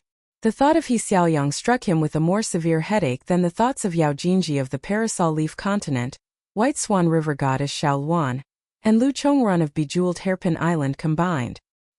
He could only pray that he didn't run into her. Qian Pingyan heaved a long sigh after finishing packing for his northbound journey, and for some reason, the thought of Zhu Lian sprang into his mind. He couldn't imagine just how glorious Zhu Lian had been in his prime in the lotus flower-blessed land. After stumbling back to his residence, Zhu Lian discovered that Sun Yuanji was still practicing her fist techniques. However, her fist intent was very forced and unsteady, and she was doing a lot of work for not much gain. He leaped over the wall to land directly in the courtyard, then said, "Don't overdo it. You only know how to tense up in your fist technique practice, but you don't know how to relax, and that's a big problem. Practicing fist techniques is much like tempering the heart. Being able and willing to endure hardship is naturally a good thing, but you must know moderation. Otherwise, your mind and your fist techniques will only become duller by the day, and you could easily cause irreparable damage to your body by training this way. If that were to happen, how will you ever reach your full potential?" These were not very kind or gentle words, and they were similar in nature to the blunt "your fist techniques are no good" that Qian Pingyan had uttered to Sun Yuanji in his drunken state. However, her reaction to Zhu Lian's criticism was completely different from how she had reacted to Qian Pingyan. Not only did she accept the criticism in earnest, she immediately began pondering how she could rectify her mistakes. Zhu Lian nodded as he continued, "Then again, it's already very good that you're able to withstand hardships. You are an unofficial disciple of our downtrodden mountain, so you have to hold yourself in higher regard. I suggest you go to the summit of Downtrodden Mountain to practice your fist techniques from time to time. You can take a look at the stunning surrounding scenery while you're at it, and tell yourself that even a woman can harbor the world in her heart, that even a woman can reach the pinnacle of the martial Tao, and look down on the entire martial arts world." Sun Yuanji was so inspired to hear this that she was moved to the point of tears. Zhu Lian was the immortal that she respected the most on Downtrodden Mountain. Not only had he saved her and her clan from a terrible fate, he had given her a bright future in martial arts and treated her with the tenderness of a guiding senior without asking for anything in return. In light of all of this, how could she not be moved? She wiped the tears from her eyes, then said in a quivering voice, "I will be sure to remember all of your teachings, senior." Zhu Lian nodded in response, then turned to depart, but as he did so, Sun Yuanji blurted out, "Senior Zhu, why are you content to suffer so much humiliation on Downtrodden Mountain?" "What humiliation have I suffered?" Zhu Lian asked with a smile. Sun Yuanji was too embarrassed to speak her mind. It wasn't that she feared Chen Ping'an. She simply didn't want to hurt Julian by pointing out the bleak reality that she was witnessing. Ignorance is bliss, so keep it up. There's no need for you to change. Actually, it's best if you don't. Maintain your ignorance for as long as possible. Our downtrodden mountain needs someone like you. Julian mused. Sun Yuanji gave a faint smile in response. Even though Julian was insulting her, she could tell that he was doing so for her own good. Do you enjoy staying here, senior? Sun Yuanji asked. I'm a very lazy man, so I can't think of a better place to live, Julian replied with a nod. You are an exceptional man who has freed himself from the attachments of the mortal world, senior. Sun Yuanji praised in earnest. The feng shui on downtrodden mountain seems a little strange, Julian remarked, and this time, he departed through the gate instead of leaping over the wall again. After closing the gate behind Julian, she gently clenched her fist as she murmured to herself, You mustn't disappoint Senior Zhu Zining. You must work hard but also work smart. As opposed to returning directly to his own residence, Julian made his way to the summit of downtrodden mountain, where he sat down at the top of the steps. He raised his empty flagon, and only then did he recall that there was no more wine inside. That was not a concern. He would just have to wait for the sunrise without any wine to drink. All of a sudden, Julian spotted an unexpected guest. Cui Cheng had made a rare appearance outside of the bamboo building. Julian rose to his feet to greet him with a smile. Cui Cheng slowly made his way up the mountain, raising a hand to gesture Julian to sit back down, and Julian duly obliged. Cui Cheng sat down beside Julian, and he had come with 2 flagons of wine, one of which he tossed at Julian, who removed the clay seal before taking a long swig. A wide smile appeared on his face as he said, If the young master were to find out that you had dug out 2 flagons of wine, he wouldn't dare to blame you, but he would certainly denounce me for partaking in the spoils. If Chen Ping'an didn't like someone, he wouldn't speak to them at all, Cui Cheng said in an expressionless manner. That's true, Julian replied with a nod. Why are you still intentionally progressing so slowly? Even though you're no longer bound by the heavenly Tao bottleneck of the lotus flower-blessed land? Cui Cheng asked as he peered into the distance. Julian set down his flagon beside Cui Cheng's, then leaned back with his elbows against the ground as he replied in a lackadaisical manner. This is the most enjoyable way to live for me. Chen Ping'an is a great young man. But is he worthy of this treatment from you? Cui Cheng asked. Even in the face of a peak 10th tier martial artist's questions, Julian was still as casual as ever as he replied, I do what I want. Cui Cheng wasn't bothered by this response. He would just have to reward Julian with a few more punches in their next training session. You're going to keep walking around in this facade, keeping your true appearance secret even from your young master? Cui Cheng asked with a smile. Julian grinned as he replied, Back in my hometown I benefited too much from my looks and I'm kind of tired of it. Now that I'm a senior citizen I have to act the part. It simply wouldn't do to have a bunch of young women swooning over me at my age. Cui Cheng shook his head and departed. There was no speaking to someone like Julian. If it weren't for what Julian had said earlier on the first floor of the bamboo building, there was no way Cui Cheng would have made this trip to deliver him wine. Following Cui Cheng's departure, Julian laid down onto the ground, using his hands as a pillow as he closed his eyes to rest. On the cusp of daybreak, Julian sat up, then pressed 2 fingers into the corner of his face, gently peeling away a facade to reveal his true appearance. Weibo appeared beside Julian in a wraith-like manner, then took a glance down at him as he sighed. You truly put me to shame. Julian threw his hands over his own face like an embarrassed little girl, then imitated Pei Qian's tone as he squealed, So embarrassing. Weibo was rendered speechless for a long while, then departed in disgust. Julian burst into laughter as he rose to his feet with his hands clasped behind his back. The light of the rising sun illuminated his features, giving him the appearance of an immortal among immortals. He quickly put on the facade again, and after carefully smoothing it back into place, he made his way down the mountain while carrying the 2 flagons of wine. Along the way, he encountered Sun Yuanji, who was practicing her fist techniques as she scaled the mountain. Her fist intent was almost severed as soon as she caught sight of Julian, and she reflexively wanted to stop and greet him, but after recalling their conversation from the night before, She forced herself to maintain her fist intent as she continued her practice. Julien nodded as he passed her by.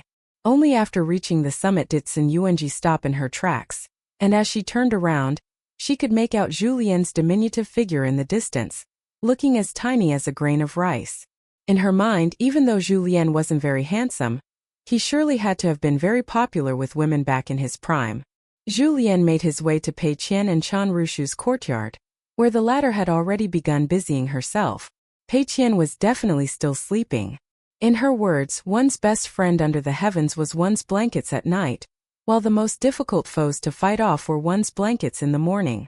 Julien greeted Chan Rushu with a smile, then began pounding on the door. Pei Qian was jolted awake and she called out in a bleary-eyed manner, "Who is it?" "The young master has already left Downtrodden Mountain," Julien declared with a smile. Pei Qian was immediately snapped wide awake upon hearing this, only to then yell in a furious manner, "Who are you trying to fool? Master's leaving on tomorrow's intercontinental ship." "Oh, in that case you can keep sleeping," Julien said. Pei Qian sat on her bed in a daze for a moment, then yelled, "Get back here, you old chef. If you have some spine, then eat my full set of deranged demon sword techniques without moving or retaliating." "I have no spine," Julien conceded as he departed. Pei Qian still wanted to sleep, but she no longer felt sleepy, so she could only roll around on the bed, slapping her blankets in frustration. On this day, Chen Ping'an departed from Downtrodden Mountain at around noon with Pei Qian. He chatted with Zheng Dafeng for a while at the entrance of the mountain, only to be shooed away by him in disdain. The construction at the entrance of the mountain was wrapping up, so Zheng Dafeng was very busy. Pei Qian was infuriated by this cold reception. After that, Chen Ping'an paid the small town a visit with Pei Qian. He first went to his parents' grave, then spent the night in his ancestral residence on Clay Vase Alley. As daybreak arrived, Chen Ping'an left Pei Qian behind as he traveled to the Oxhorn Mountain ferry station with Wei Bo in accompaniment. They boarded the intercontinental ship headed to the Skeleton Shoal together, and as they did so, Wei Bo communicated through his mind's lake, "There may be people who want to see you on the way to the Skeleton Shoal. Right now, you are considered a very prestigious figure in our greatly empire." Chen Ping'an turned to Wei Bo with a skeptical gaze upon hearing this, and the latter responded with a slight nod. Chen Ping'an smiled and said, "Rest assured I can handle it. I'm not worried. We're still in the territory of the Northern Mountain," Wei Bo replied. Following Wei Bo's departure, Chen Ping'an paid no heed to the complex looks aimed at him from all directions as he made his way up to his room on the top floor. Upon arriving in the room, he made his way out of the observation deck as the ship slowly ascended into the air. From this vantage point, he was able to see the entirety of the Jewel's small world. Once again, he was about to embark on a long journey. The words "Heaven creates divine elegance" were engraved onto a cliff that was enshrouded in cloud and mist, and Ruan Xiao and Pei Qian were seated side by side atop the cliff. Pei Qian was swinging her legs vigorously as they hung over the cliff, and she turned to Ruan Xiao as she said, "Those 2 bags of fried dough twists were really delicious, right, big sister Xiao Xiao? They were so crispy and sumptuous. Master bought them from a very far-away place." "They were indeed delicious," Ruan Xiao replied with a smile and a nod. The Flax-Robe Sex intercontinental ship was constructed like a luchuan, largely identical to all of the small and medium-sized ships that Chen Ping'an had traveled on in the past. However, after it ascended into the heavens, it began to reveal that there was more to itself than met the eye. A series of ethereal and illusory armor-clad warriors appeared around the giant intercontinental ship, wading through the clouds as if they were dragging the ship along. As a result, the ship accelerated drastically, and its top speed was far superior to that of the Ceremony Mountain intercontinental ship that had also been traveling toward the northern complete reed continent.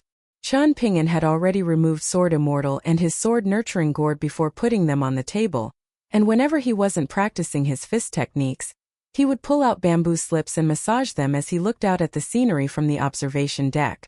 At the moment he was holding a yellow bamboo slip that read, "There can only be clarity when there are no worries, so sever worries when they arise."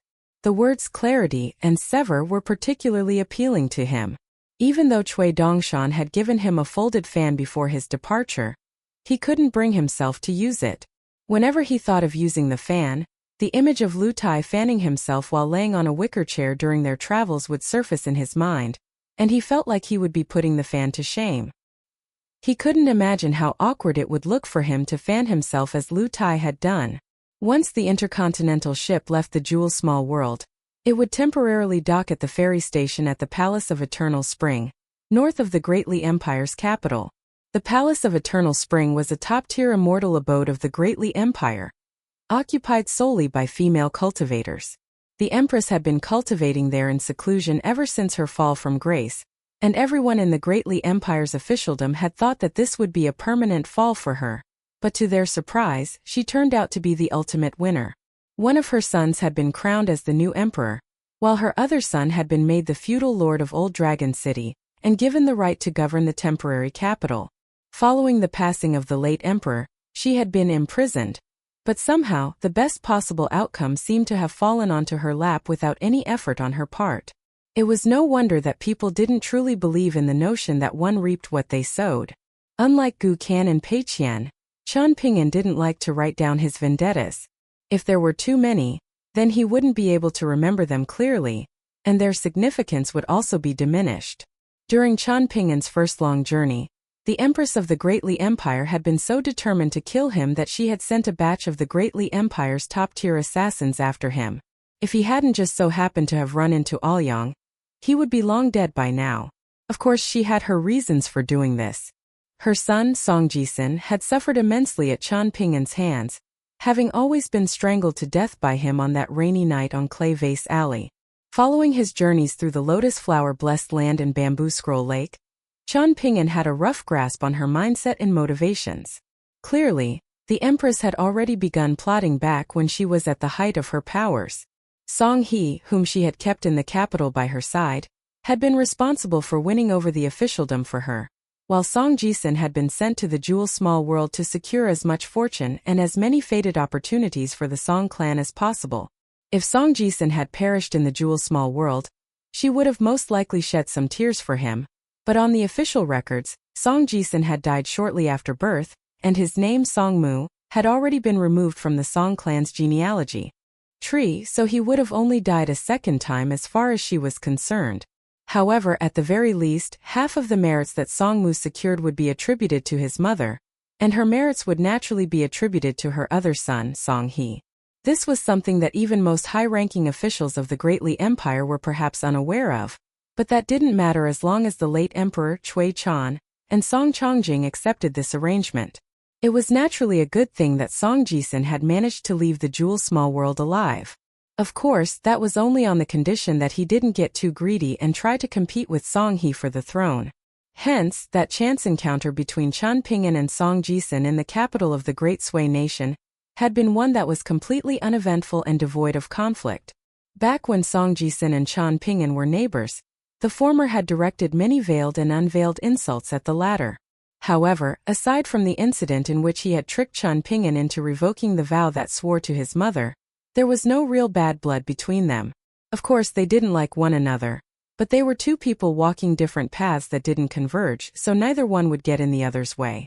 As for the occasional insult here and there, those were completely inconsequential in places like Clay Vase Alley and Apricot Blossom Alley. Anyone who took such insults to heart would only be punishing themselves. As it turned out, it was precisely because Song Jisun had taken the hurtful words of the women in the small town to heart that he was now plagued by a multitude of inner demons that even immortals can't eradicate. It was nighttime as the intercontinental ship drew close to the capital of the Great Li Empire. Qian Ping'an sat on the railing of the observation deck, looking up at the moon and the stars as he drank in silence. As a child, Qian Ping'an had been terrified of getting sick. Ever since he began picking medicinal herbs in the mountains to his stint as a kiln apprentice, he had always been extremely alert to any ailments that may have befallen him. As soon as symptoms arose, he would immediately go to the mountains and pick medicine to treat himself. Lu Xianying had once mocked Qian Ping'an for this, saying that he was even more delicate than the spoiled young mistresses on Fortune Street. This fear of getting sick partially stemmed from the traumatic experience of witnessing his mother waste away into an emaciated shell of herself from illness before finally passing away. And on top of that, Qian Ping'an was terrified that if he died, then there wouldn't even be anyone in this world to think of his parents. Back then, his mother always told him that her illness didn't hurt her, that it only made her frequently drowsy, so he had nothing to worry about. Initially, he believed her, and it was only later that he came to realize that that wasn't the case at all. His mother had simply gritted her teeth and endured the agony so that he would worry less and do less for her.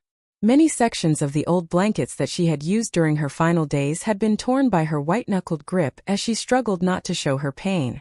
In wealthy families where food, clothes, and shelter were of no concern, it was always said that a child that matured early would be destined for great things.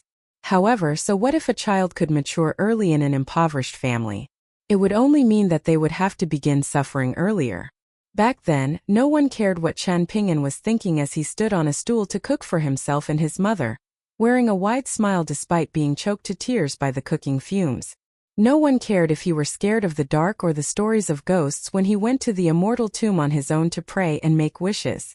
No one cared if the prayers that he directed toward the deities and bodhisattvas were earnest or not.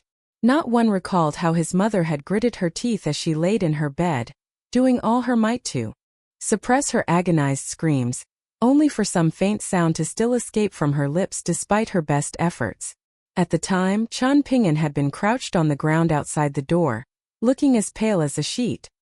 He pressed his hands firmly over his ears, unable to bear the sound of his mother's suffering, and he didn't dare to cry for fear that his mother would realize that her ruse had been exposed. Not all sorrow and joy could be shared, even between the closest of people. Indeed, maturing early was not necessarily a good thing.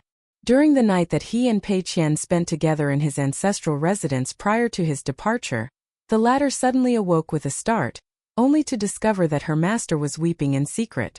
She didn't say anything as she stared at her master in silence. She felt as if she could see the shadow of a young boy crouched down in the corner, facing the medicinal jars. That child was terrified of growing up, terrible of what tomorrow would bring. He wanted nothing more than to be able to go back in time to when his family was whole. In the end, Chen Ping'an had noticed Pei Qian staring up at him, and he gently patted her on the head as he reassured, "I'm fine, just a little sad that my mother couldn't see me as I am today.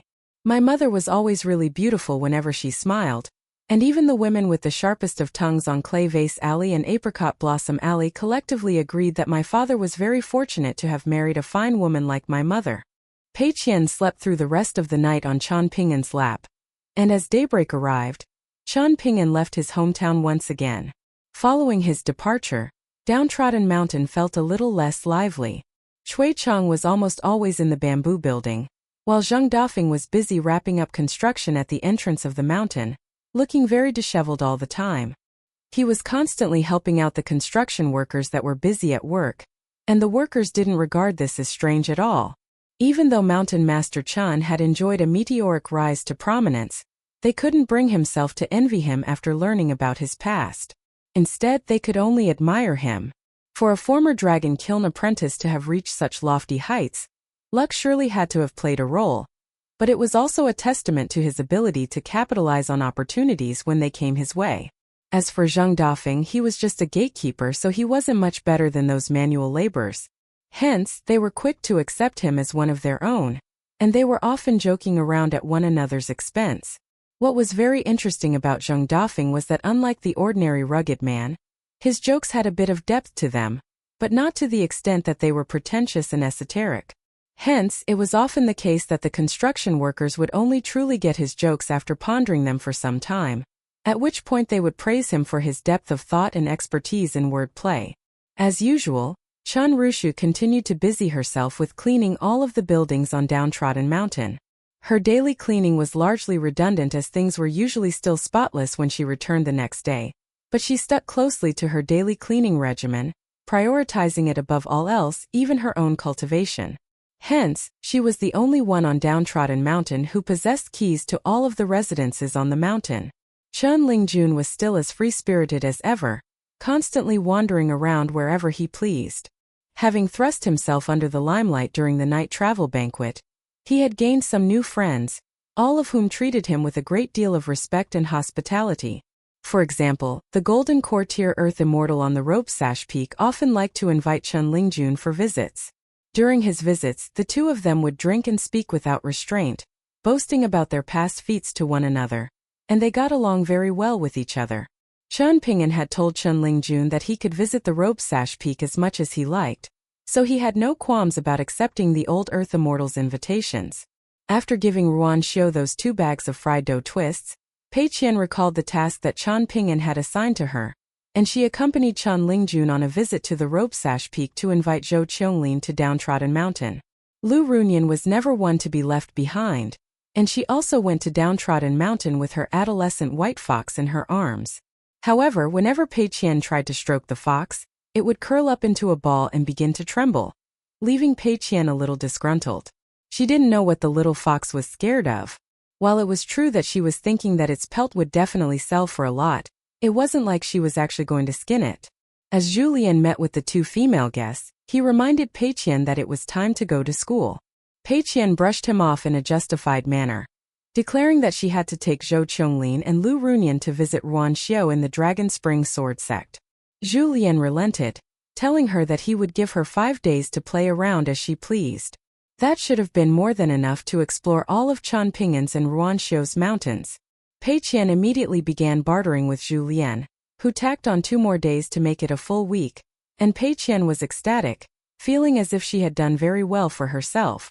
In reality, Chen Ping'an had already anticipated that Pei Qian would definitely be reluctant to go to school, and he told Julien that she was allowed to stall for half a month at the very most. After that, she would have to go to school, even if he had to tie her up and take her there by force. Hence, what could have been a 2-week break had been reduced to 1, and Pei Qian was none the wiser. During the first 2 days, Pei Qian explored the western mountains with glee, pleased with everything that she saw as she served as Zhou Qianglin and Lu Runyan's guide. She had become very familiar with these mountains from pursuing the dog spirit. Over at the Dragon Spring Sword sect, both Zhou Qianglin and Lu Runyan were extremely quiet and restrained, even though they were normally both very adventurous and boisterous. In particular, they became even more timid and restrained in the presence of Ruan Xiu. Pei Qian was so amused to see this that she was struggling to contain her laughter, only able to do so by putting on a stern expression. At the time, Ruan Xiu had taken a glance at the 2 women, then turned to Pei Qian with a smile. Pei Qian rushed over to her side, and Ruan Xiu leaned down while Pei Qian got up onto the tips of her toes to whisper into her ear, telling Ruan Xiu that her master didn't like these 2 women much and didn't want to invite them to Downtrodden Mountain. However, he had a decent impression of a young cultivator by the name of Song Yuan on the Robe Sash Peak, so he had instructed her, his first ever disciple, to bring the 2 women here for a visit. An amused smile appeared on Ruan Xiu's face upon hearing this. She stopped forging and personally acted as their guide, making Zhou Qianglin and Lu Runyan feel as if they had just been granted an immense honor. In particular, Zhou Qianglin felt blessing alone was enough to win her countless benefits once she returned to the Greengage Temple. However, she was then reminded of the fact that this friendly woman beside her was the only daughter of the Great Li Empire's foremost honorary sage, and she decided that she had to be more subtle in her approach when she returned to the Greengage Temple to avoid having such a blessing sour into something to her detriment. Lu Runyan was even more simple-minded. With an Earth Immortal for a grandfather, she was aware of some of the secrets behind the jewel's small world, so she sincerely admired Ruan Xiu, who was far loftier than her in status, yet still had a very amicable and friendly personality. Ruan Xiu was blatantly shirking her duties, but Donggu couldn't do anything about it. The only one who dared to scold Ruan Xiu was her father, and even then it didn't work. For the first 3 days, Pei Qian felt as if she were in a blissful paradise. On the 4th day, she began to dread the conclusion of her 7 days of freedom. On the 5th day, she was already looking very unenthusiastic, almost sickly, and on the 6th day, her bliss had turned into a full-blown depression. On the final day, she returned from the Robe Sash Peak, hanging her head as she dragged her hiking pole lethargically behind her. Zhang Dafeng made a rare friendly display of greeting her, yet she only gave a weary response before silently scaling the mountain. The next morning, Pei Qian volunteered to go to school by herself, promising Julien that she wasn't going to get lost. As a show of her sincerity, Pei Qian rushed down the mountain, making it appear as if she were eager to go to school. However, after leaving Downtrodden Mountain, she began to swagger around casually, glancing in the stream to see if there were any fish, climbing onto a tree to see the distant scenery, and even after reaching the small town, she was in no hurry to go to Dragon Riding Alley. Instead, she went to the Dragon Whisker River to skip stones, and when she grew weary of that, she sat down onto the stone cliff to munch on sunflower seeds. Only as night fell did she gleefully skip her way to Dragon Riding Alley, only to be stunned by sight of Julien sitting on a small stool at the entrance. She immediately began, feigning a limp, leaning heavily on her hiking pole with a pained expression as she groaned. "I ran too fast down the mountain and had a really hard fall. That's why it took me so long to get here." Julien nodded as he replied, "That's fine, it can't be helped if you're injured. I'll write a letter to your master, telling him that you injured your leg, and won't be able to go to school for now." Pei Qian sat down on the doorstep in a dejected manner, and her vexation was only exacerbated by the frustrating sound of Ro clacking away on her abacus behind the counter. "I'll go to school tomorrow. Even if it's raining daggers, no one will stop me from going to school," Pei Qian declared in a sullen voice. Julien smiled as he asked, "Should I take you to school? Or do you want big sister Ro to go with you?" Pei Qian thought about it for a moment, then put on a smile as she said, "I'll go with big sister Ro, seeing as you're always really busy." However, Ro had other plans as she said, "I'll pass. You can go with Julien instead." Pei Qian rolled her eyes as she internally denounced Ro for her betrayal. She decided there and then that she would never give Ro any sunflower seeds again. Ro heaved a faint sigh. It wasn't that she was too lazy to make the short journey to the school. Instead, she was a little afraid. She genuinely didn't want to go to school. Even though she had previously forced herself to enter the Great Sway Nation's Mountain Cliff Academy, she was extremely repulsed by these holy places of education, and this stemmed both from her fear of such places as a ghostly entity, as well as a sense of inferiority. However, this just so happened to have been what Chen Ping'an liked the most about Ro. Ro had inevitably become a little conceited after attaining an immortal body. Hence, in the beginning she had felt like Li Baoping, Li Huai, and the other children in the academy were too naive and didn't know their place. She had looked down on the children for this, and of course, she had suffered extensively at Cui Dongshan's hands for her disdain. However, setting that aside, the awe and veneration that she harbored toward places of education was a very precious trait in Chen Ping'an's eyes. Similarly, Sun Yuanji also possessed certain valuable traits that she wasn't even aware of herself. After reaching Downtrodden Mountain, it had quickly become apparent to her that Julien was nothing more than a servant to Chen Ping'an, essentially the equivalent of an administrator working in a manor. However, Sun Yuanji's opinion of him and gratitude toward him wasn't soured in the slightest by this. Instead, she was always standing up for him, indignant on his behalf at what she felt like was an extremely unfair situation that had been forced upon him. These positive traits that could easily be overlooked were the things that Chen Ping'an wanted Pei Qian to be able to see in others. He wasn't going to force Pei Qian to do this, but he had to let her know. Chen Ping'an almost never left behind even a single grain of rice during his meals, but none of Pei Qian, Zheng Dafeng, or Julien shared this habit. If they had scooped themselves too much rice or cooked too much food to eat, then it would just be kept as leftovers. Chen Ping'an never criticized this, and deep down he didn't even feel like they had to change. This was a trivial matter, but also not so trivial. This was also a virtue of Chen Ping'an's that he had never felt to be a virtue. These traits were perhaps the reason why Gu Kan and Lu Xianying felt very comfortable around Chen Ping'an, even though they clearly knew that he was a very stubborn and dogmatic person.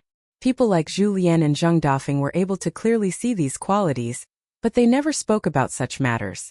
It was just like when making some important decisions, even though he was clearly doing others a kindness, he always insisted on asking the intended beneficiary first, whether that be Sui Yubian, Ro, Pei Qian, or anyone else.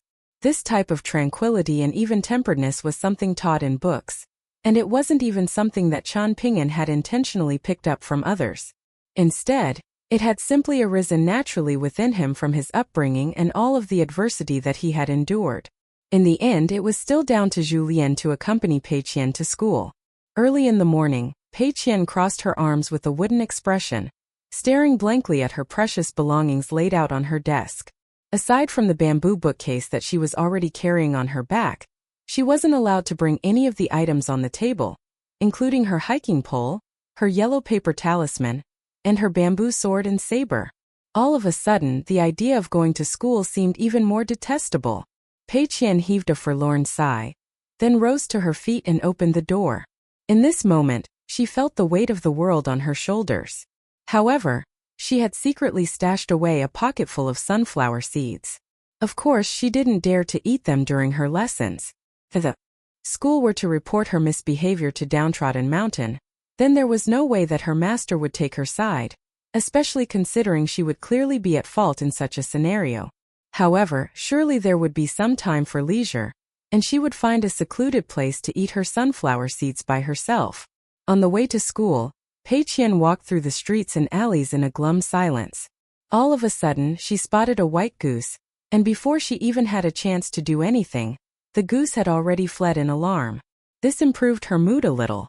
Even though she was about to leave the cultivation world, there were still some formidable beings who were aware of just how fearsome she was. Julien accompanied Pei Qian to the entrance of the school, then said, "Arguing is fine, but try to avoid fights." "I'm not even going to argue, I'm just going to pretend to be deaf and mute." Pei Qian scoffed with a roll of her eyes. Julien waved her farewell. All of a sudden, Pei Qian discovered that her legs were unwilling to obey her. Perhaps she could begin school the next day? It was only a day, surely it wouldn't matter. She snuck a glance behind herself only to discover, much to her frustration, that Julien was still standing there. Just how much spare time did this old chef have on his hands? Didn't he have to return to Downtrodden Mountain to cook? There was already a young teacher in the school waiting for Pei Qian with a smile on his face. Chen Ping'an had already notified the school of Pei Qian's enrollment, and two of the senior teachers of the Dragontail Creek Chan clan felt was an important matter, so they sent a letter back to their clan. They were met with a response from young Master Chan Songfeng, who simply instructed them to behave naturally. There was no need to try and appease Pei Qian, and she had to be subjected to the same rules as all of the other students, but a certain degree of lenience could be afforded to her. Pei Qian wasn't one to be timid around strangers. Otherwise, there was no way that she would have been able to wrap those veteran constables of Fox Town around her finger, ultimately having them return her respectfully to the inn without even daring to reprimand her. The problem was that she simply didn't like to study. The young teacher introduced Pei Qian, referring to her as Pei Qian from Dragon Riding Alley. After hearing this name, a burst of laughter instantly rang out from within the classroom. The young teacher's brows furrowed slightly upon seeing this, and an older teacher immediately reprimanded the offending students to restore silence and order to the classroom. Pei Qian wasn't bothered, and she quickly glanced over all of the students who had laughed at her, promising herself that she would get them back in the future. She made her way to a vacant seat, then set her bamboo bookcase down beside the table and began to pretend to listen. Pei Qian slogged her way through lessons worth of crushing drowsiness, and that was all that she could endure. After the second lesson concluded, she pounced on an opportunity to sneak away, making her way to the side entrance of the school, only to discover Julien sitting by the side of the street outside, snacking on some sunflower seeds. Pei Qian forced a smile onto her face, then looked around to pretend as if she were looking for something before asking, "What are you doing here?" "Waiting for you," Julien replied with a smile. "I thought this was a classroom. I must have taken a wrong turn," Pei Qian said, then immediately turned to leave. It seemed like she wasn't going to be able to get away today. Over the coming few days, Pei Qian continued to run into Julien whenever she tried to run away from school, and in the end, she could only resign herself to her fate. Pei Qian was already quite old among the students of the school, but she was so small that she appeared roughly the same as her 10-year-old classmates. Pei Qian began to grow accustomed to going to school. Whenever her teacher spoke, she would listen in a daze. Whenever the lessons were over, she would cross her arms and close her eyes to rest, ignoring all of her classmates. They were all complete idiots, so she felt no sense of accomplishment from swindling them.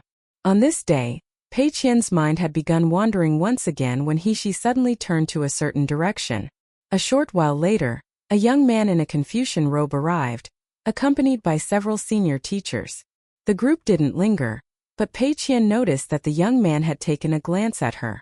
That day at dusk, Pei Qian turned down an invitation from two of her female classmates, then rushed back to Dragon Riding Alley on her own with her bamboo bookcase on her back. Upon her arrival, she discovered Julien in the backyard of the pastry shop, and he was joined by the young man that she had spotted at school earlier, with the two of them engaged in a pleasant conversation. Pei Qian extended a respectful bow as she greeted, "Hello, teacher." Qian Ping'an was a stickler for etiquette, so as his first ever disciple, she also had to observe proper etiquette. Otherwise, people could be misled into believing that her master had been a bad influence on her. "You must be Pei Qian. How are you finding school?" the young scholar asked. Pei Qian put on an earnest expression as she replied in an enthusiastic manner, "It's been great. The teachers are very knowledgeable, and they really should serve as virtuous and noble scholars in Confucian academies. My classmates are also all very hardworking, and I'm sure they'll all be exceptional scholars in the future." Shi Ro had to suppress the urge to chuckle at the counter, while Julien made no effort to expose Pei Qian. The young scholar was rather taken aback. This clearly sounded like hyperbolic flattery, but surely he could trust the words of a child, right? Qian Songfeng couldn't just turn a cold shoulder to Pei Qian's brimming enthusiasm, so he could only smile and nod in response, unsure of what to say. Pei Qian extended a respectful bow, then rushed back to her room and gently closed the door as she began making her daily transcriptions, something that she put much more effort into than listening to her teachers. After completing her inscriptions, Pei Qian discovered that the guest had already left, while Julien was still seated in the courtyard with many items held in his arms. Pei Qian showed off her deranged demon sword techniques with her hiking pole, then asked, "Why did he come to see you? Did he come to drop off some money?" "Oh, how did you know?" Julien chuckled. "Can I have a share?" Pei Qian asked. Julien was holding 3 boxes in his arms, and he showed them off to Pei Qian as he said, "These were sent to our downtrodden mountain by Lu Xianying, a friend of your master's who's currently studying on the southern world continent. He also sent a letter, which states that one of these boxes contains a book that harbors a gust of extremely precious book-flipping wind. The second item is an immortal treasure fan crafted from divine cloud bamboo, capable of subjugating all ghosts and spirits that arise from underground, and it's meant for Gu Kan, who he says is a coward. The final item is an ink-devouring fish of an extremely high caliber, and he's decided to have the young master raise it after learning that the young master had acquired a mountain. This Lu Xianying is a good man. As expected of my master's best friend, he's clearly a man of immense heart and generosity." Pei Qian praised with a vibrant smile. Not only is he a friend of the young master's, he's also quite a smart man. It looks like his journey to the southern world continent hasn't gone to waste. Occasional correspondence is necessary from time to time. Otherwise, after being apart for so many years, they won't even know what to talk about with each other the next time they meet, Julien said with a smile. "Can I have a look at the book-flipping wind and the ink-devouring fish?" Pei Qian asked. The book-flipping wind must be left untouched until the young master returns to Downtrodden Mountain. As for the ink-devouring fish, it's quite costly to raise, so I'll raise it for now, and you can take a look at it the next time you return to Downtrodden Mountain, Julien replied as he rose to his feet. "Is Lu Xianying paying for the ink-devouring fish's maintenance, or will we have to pay?" Pei Qian asked. Julien smiled as he replied. He told the young master to foot the bill in his letter. He says that the young master is a very wealthy man now, so this amount of expenditure shouldn't be a concern to him. Easy for him to say. Pei Qian snapped. "Hurry up and return the ink-devouring fish. Right now, the 2 shops that big sister Shi Ro and I are looking after only make fewer than 20 taels of silver a month. How about you go tell your master that yourself?" Julien proposed. Pei Qian immediately put on a smile as she replied, "It's all right, sending letters via flying sword is too expensive. Master may not be able to bring himself to reprimand Lu Xianying, so I'll do it in master's stead." "You're going to reprimand Lu Xianying? All you'll do is suck up to him like you do everyone." Julien chuckled in amusement. Pei Qian sat down onto the steps in a glum silence, and Julien paid no heed to her. This was how children always were, happy one day, upset the next. After that, Downtrodden Mountain received several more groups of visitors, and even Julien was rather taken aback. One of those groups of visitors consisted of Lu Baixiang and a pair of children. At the time, Julien had been sunbathing with Zheng Dafeng at the entrance of the mountain. Lu Baixiang wasn't unfamiliar with Zheng Dafeng, so he dragged over a stool and sat down beside the two men, much to the befuddlement of his twin disciples. The two children revered their master like a deity, yet this hideous old man and this hunchbacked man that was equally as hideous didn't seem to fear or respect their master at all. The boy didn't display too much of a reaction to this, but the girl with the wooden spear slung across her back was clearly not very pleased as she observed the two insolent men with a cold gaze. Lu Baixiang paid no heed to her, nor did the two men beside him. As it turned out, Lu Baixiang had traveled to the south of the eastern treasured Vile Continent's central region, and he had taken a bunch of bandits under his wing, all of whom had previously been elite soldiers of the luminous Vermilion Empire's southernmost subsidiary nation. Under Lu Baixiang's leadership, they had taken over a mountain, the obscure lair of a demonic sect that had isolated itself from the world and possessed a sizable amount of wealth. It was also during this time that Lu Baixiang had taken these twins as in-house disciples. The girl with the wooden spear on her back was called Yuan Bao, while her brother's name was Jian Lai. He had a warm and benevolent personality, and he possessed immense aptitude for martial arts, but his personality far inferior to his sister's when it came to suitability as a martial artist. Lu Baixiang decided to bring his two disciples to Downtrodden Mountain to broaden their horizons, and it was up to them whether they wanted to return to the cultivation world or remain on the mountain. Lu Baixiang was a little disappointed to hear that Chan Ping'an had just departed for the northern complete reed continent. He had been looking forward to sharing a drink with Chan Ping'an. Lu Baixiang's plan was to stay on Downtrodden Mountain for around a month. There was no lack of accommodation on the mountain, and Julian told Lu Baixiang to pick out whichever residence he liked, while he had to stay and chat with Zheng Dafeng. Lu Baixiang smiled as he rose to his feet to depart. Zheng Dafeng invited Lu Baixiang to come and share a drink with him when he had the time, and the latter assured him that he would do so. The girl by the name of Yuan Bao gave a cold harumph, while her brother Yuan Lai was a little shy and timid. A myriad of emotions welled up in Lu Baixiang's heart as he scaled the mountain. He was naturally experiencing many more thoughts and emotions upon his return to the jewel-small world than his two disciples. Yuan Bao was trudging along with a cold and hostile expression.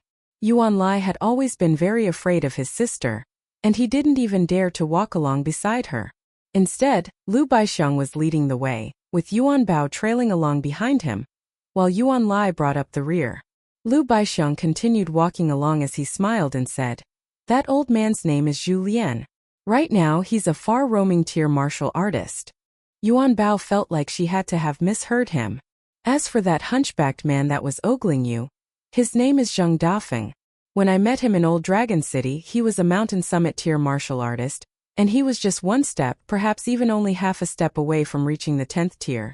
Lu Baixiang continued. Yuan Bao pursed her lips tightly.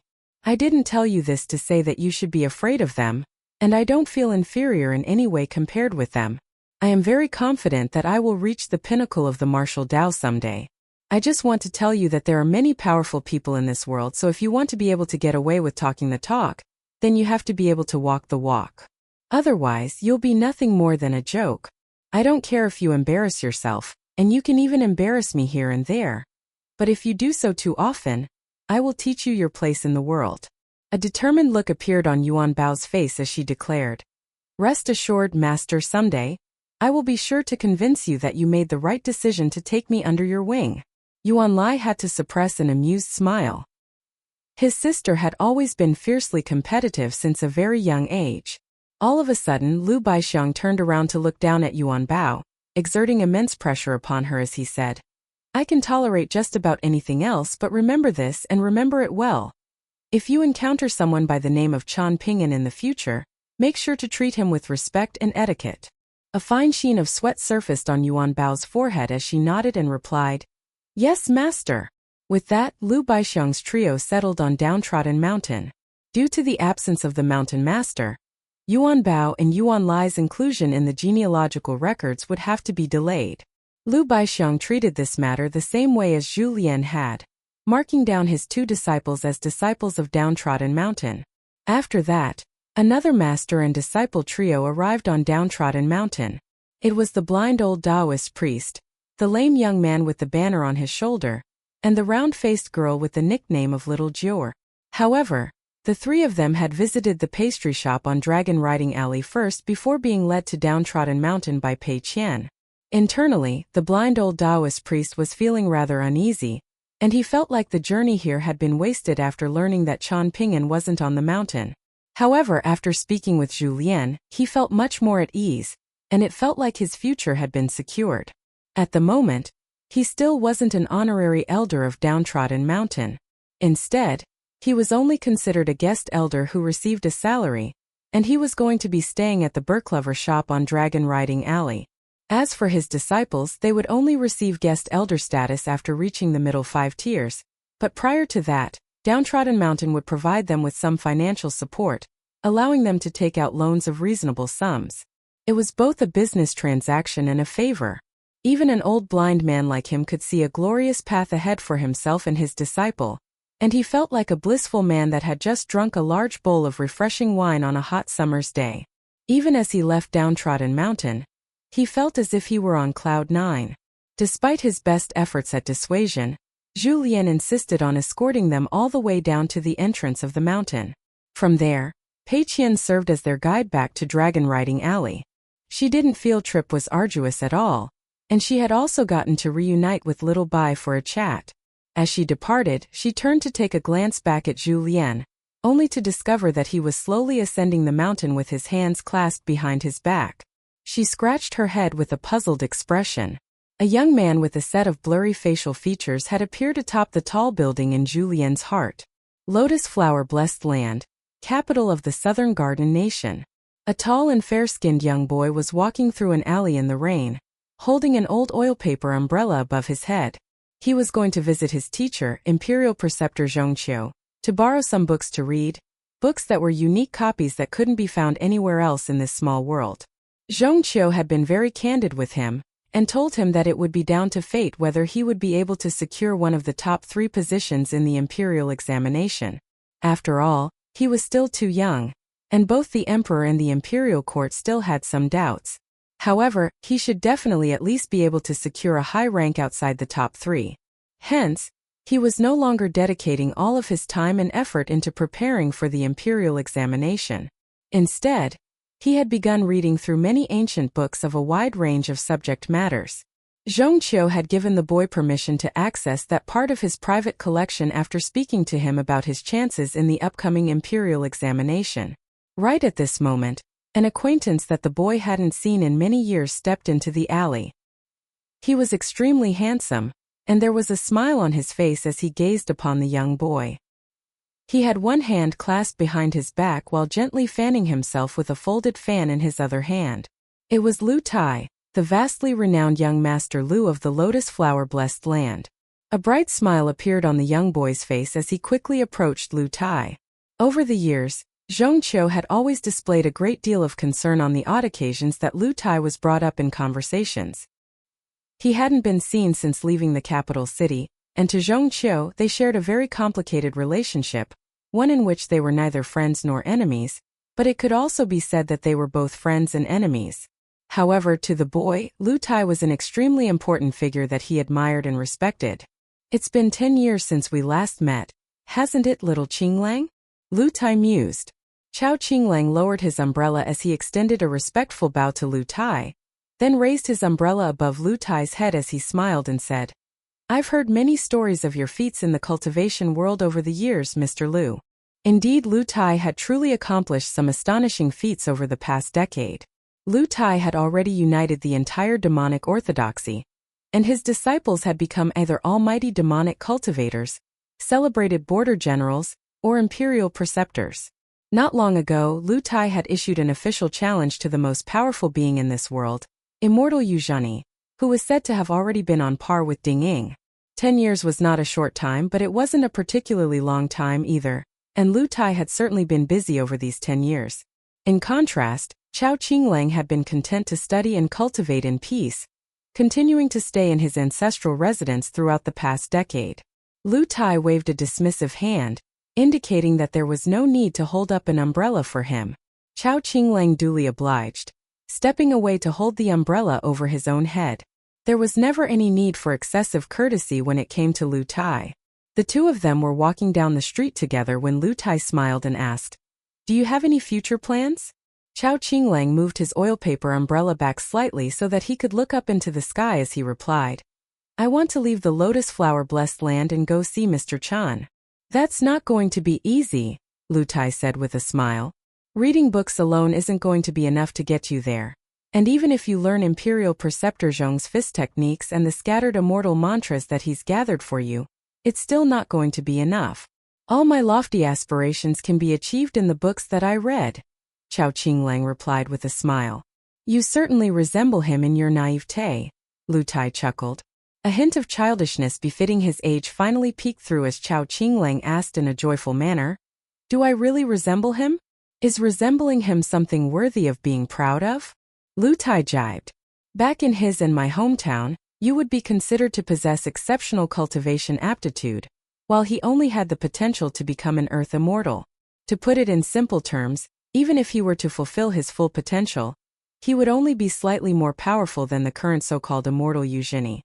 You were too young back then, and the lotus flower-blessed land wasn't as abundant with spiritual energy as it is now, making it less hospitable for cultivators. That's why he appeared almost like a deity here, but it'll be much more difficult for him to replicate his past feats now." Chao Qinglang shook his head as he pointed up at the highest point in the sky, his eyes glowing with excitement and reverence as he declared, "In my heart, Mr. Chan stands beyond even the heavens." Lu Tai couldn't help but burst into laughter upon hearing this, amused that there was a little idiot in this world that admired Chan Ping'an so greatly. A serious look then appeared on his face as he said, "Are you aware that ascension is still an extremely risky endeavor in your hometown?" Chao Qinglang nodded as he replied, "If I were to fail someday like my predecessors, then I'll have to trouble you to tell Mr. Chan that I've been doing very well these past years, but I really missed him." Lu Tai heaved a faint sigh, then closed his folded fan and gave Chao Qinglang a firm knock on the head with it as he snapped, "Go and tell him that yourself. This is where you differ from Mr. Chan," Chao Qinglang complained in a resigned manner as he rubbed his own head. The skeleton shoal ship had already ascended once again after docking at the Palace of Eternal Spring, but the guests still hadn't arrived. Chen Ping'an wasn't concerned as he continued to practice his fist techniques. Right as the intercontinental ship was about to leave the territory of the Eastern Treasured Vile Continent, Chen Ping'an opened the door of his room, and a petite woman in a palace dress strode over from the walkway, joined by the new emperor and someone that was even more familiar to Chen Ping'an, namely Su Ru. After opening the door, Chen Ping'an extended no greeting toward the trio, merely pretending as if he didn't know them. He re-entered his room, then stood beside the table instead of taking a seat. After the three visitors entered the room, the woman made her way to the other side of the table, then smiled as she extended a hand and said, "Please sit, young Master Chan." Meanwhile, the young emperor remained silent as he observed Chen Ping'an with a pleasant smile. "Long time no see, Chen Ping'an," Surua said. Chen Ping'an cupped his fist in a salute as he replied, "Indeed, Mr. Su." The atmosphere in the room was very strange and uneasy. The woman concealed her smile behind her hand as she said, "What are we all doing, standing around like stiff boards? Let's all sit down." However, after the four of them sat down, the atmosphere tensed up once again. Surua had already closed his eyes to rest, while Songhe was looking around with mild interest. This was his first time setting foot on an intercontinental ship, and initially, it had been a rather intriguing sight, but the novelty had quickly worn off. The Empress who had become the Empress Dowager smiled as she said, "Thank you for looking after Moore for all those years on Clay Vase Alley. I hope he wasn't too much of a pain to deal with." "He was fine," Chen Ping'an replied with a smile, speaking in a tone that was neither disrespectful nor respectful in the slightest. Of course, his internal grumblings were far less polite and pleasant. A faint, undetectable smile played on Surua's lips for a moment before fading away in a flash. It seemed like the Empress Dowager had finally recalled that her son was with her, and she smiled as she introduced, "Young Master Chan, this is my son Songhe. This is your first time meeting each other, and I hope that this will be the first of many correspondences between the two of you. You are a prodigy who is endowed with the martial fortune of our greatly empire, and martial fortune is the foundation of our greatly empire. You will undoubtedly play a significant role in shaping the future of our empire." Song He leaned forward slightly with a smile as he greeted. It's a pleasure to make your acquaintance, Mr. Chan. Despite his lofty status as emperor, he was carrying himself in a very humble manner. Song He had a stellar reputation in the officialdom, partially attributable to the role that his mother had played in his upbringing, but in addition to that, he had also done very well for himself. I'll be sure to visit the capital if the opportunity arises in the future, Chen Ping'an replied with a nod. The Empress Dowager smiled as she said, right now, the imperial court is considering elevating the Dragon Spring Prefecture into a province. Wu Yuan will become the provincial governor, and as a result, the position of prefectural overseer will become vacant. Is there anyone that you think would be fit for that role? Chen Ping'an smiled as he replied. Is it not simply a matter of picking one between County Magistrate Yuan and Kiln Supervision Official Chao? Both of them have done extremely well in their respective roles, and I'm sure the citizens of the Dragon Spring Prefecture would be happy regardless of which one receives the promotion. Song He took a subtle glance at Chen Ping'an. Is he playing dumb or is he actually dumb? The Chao and Yuan clans have been constantly at each other's throats for generations, both in the officialdom and in the military. Promoting either of the two aforementioned men would be shunning the other. The rank of prefectural overseer wasn't very significant, but the consequences of offending one of the pillar generals is much more significant. Even the leaders of the Chao and Yuan clans didn't take offense to whatever decision was made. What would their students and descendants think? One side would be triumphant, while the other would be indignant, and that was certainly not an outcome that the imperial court wanted to see. The Empress Dowager's expression remained unchanged as she said, I understand that you're a cultivator, and you spend a great deal of your time traveling the world, so you may not be very familiar with the two local officials, thereby making it difficult for you to offer your input on this subject. However, there's one thing that you should definitely have an opinion on, and that's the appointment of the provincial, prefectural, and county city gods of the future Dragon Spring province. At the moment, there has been no consensus on who is to be chosen to fill those positions. The former Kiln Supervision official Song Yuzhang was chosen to become the downtrodden mountain god without consulting you, and even though our imperial court was well within its rights to do this, I still feel like we could have handled that situation better. At the very least, we should have discussed the matter with you before making the official appointment. Hence, please don't be afraid to speak your mind on this matter. Young Master Chen, my son, I, and the imperial court at large trust your character and expertise, and we would like to trouble you to pick out the 3 city gods for us. Even though you're embarking on another long journey, the Dragon Spring Prefecture remains your home, so I'm sure you'd feel better with some individuals that you trust looking after your mountains while you're away. Chen Ping'an shook his head as he replied, I'm afraid I'm not very familiar with all of the mountain and water deities and city gods around the Jewel Small World, or any of the other notable figures in the history of the Great Li Empire who have perished and attained godhood. Otherwise, I really would have to be selfish for once and make a request for who I would like to appoint the city god of the Dragon Spring Prefecture. I came from a very humble upbringing, and I haven't gone to a day of school in my life, nor am I familiar with the rules of the officialdom. However, throughout my travels, I've learned that someone directly in charge often plays a more important role than even officials above them on the hierarchy. A faint smile appeared on Song He's face. Chen Ping'an was telling the truth in that he really was unfamiliar with the mountain and water deities around the Jewel Small World. The only one that he was well acquainted with was Wei Bo, the northern mountain god, and they were so close with each other that they practically felt like brothers. A wistful look appeared on the Empress Dowager's face as she said, There's been much debate in the Ministry of Rights over who should be chosen to fill the positions of the 3 city gods, and a decision has to be made soon. The Ministry of Works is already discussing site selection for the 3 city god temples, and it's quite a pity that you're missing out on this decision-making process. Once the temples are built, they will be interconnected to the local mountain and water fortune, so they can't be easily moved. I'm honored that the imperial court has so much respect and trust for me. Hopefully, similar opportunities will arise in the future, Chen Ping'an replied. With that, the Empress Dowager rose to her feet in an elegant manner, and just that simple gesture was brimming with seductive allure as she said, In that case, we won't trouble you any longer, young Master Chen. Best of your luck in your journey and your cultivation. Chen Ping'an also rose to his feet as he said, Right now, I'm neither a swordsman nor a far-roaming tier martial artist, so I'm afraid that I won't be able to escort you very far. I hope you don't mind."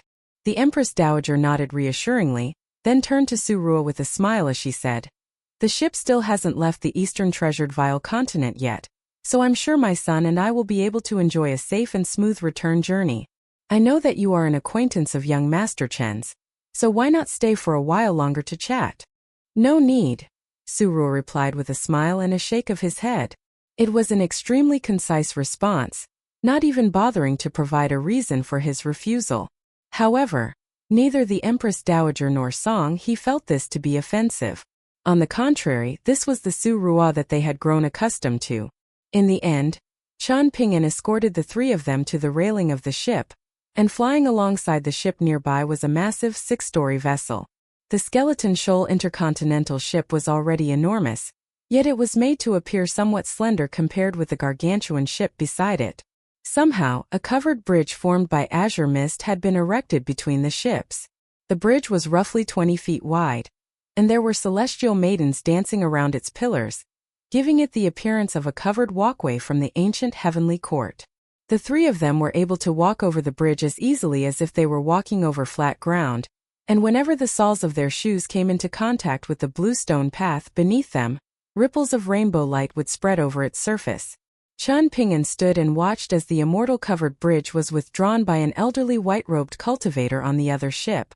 The bridge shrank down until it was only the size of a seal before being slowly tucked into his sleeve, while Song He and his mother disappeared into the ship. Su Ruo turned around to face Qian Ping'an, and the latter cupped his fist in a farewell salute, one that was returned by the former with a nod and a smile. Qian Ping'an returned to his room, and as opposed to continuing his fist technique practice, he closed his eyes and reprised his role of accountant from back on Cyan Gorge Island, silently going through his accounts.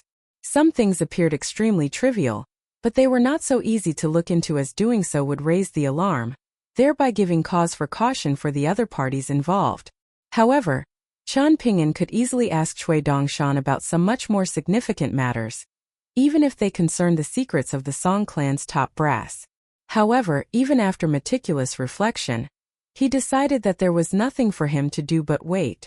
With that in mind, he opened his eyes and began drumming his fingers against his sword-nurturing gourd in an absent-minded manner. There was really no need for Song He and his mother to have made this trip and taken the initiative to try and appease him. Perhaps in the Empress Dowager's eyes, in the pursuit of the greatest benefits, their past differences were completely trivial given the drastic changes in the state of affairs. As an example, if it would cost 10 taels of silver to kill Qian Ping'an, but winning over Qian Ping'an would result in a profit of 5 taels of silver, then overall that was a matter of 15 taels of silver. Of course, this could have also just been an attempt to pull the wool over Qian Ping'an's eyes. After all, it was clear that the Empress Dowager was the kind to go all out on any enemy, no matter how minor. Otherwise, she wouldn't have sent so many top-tier assassins after Qian Ping'an back, when he was still just a second-tier martial artist. Similarly, she could have also been probing Qian Ping'an, trying to see what he was made of and gauge his attitude toward the assassination attempt made against him before making a decision on what to do with him.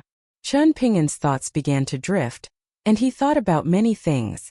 For some reason, he recalled a scene that he had been extremely envious of as a child. He had witnessed a bunch of children his age, role-playing in groups in the immortal tomb. Some were playing cops and robbers while others were playing couples. Mostly, it was the boys from the wealthy clans that played the husbands, while the prettiest little girls played their wives, and everyone else played the roles of stewards and servants. It had seemed like a lot of fun. However, looking back now, such a scene was no longer as wonderful as it had appeared to him back then. It seemed that those children had already learned all of the principles that they were going to be using in their entire lives even back then. Qian Ping'an removed his sword-nurturing gourd from his waist, then sipped on wine as he made his way toward the observation deck. It was already nighttime, and the intercontinental ship had just flown past the old northern mountain of the Great Li Empire. The mountain was extremely steep and perilous, just like the way that the Great Li Empire liked to do things.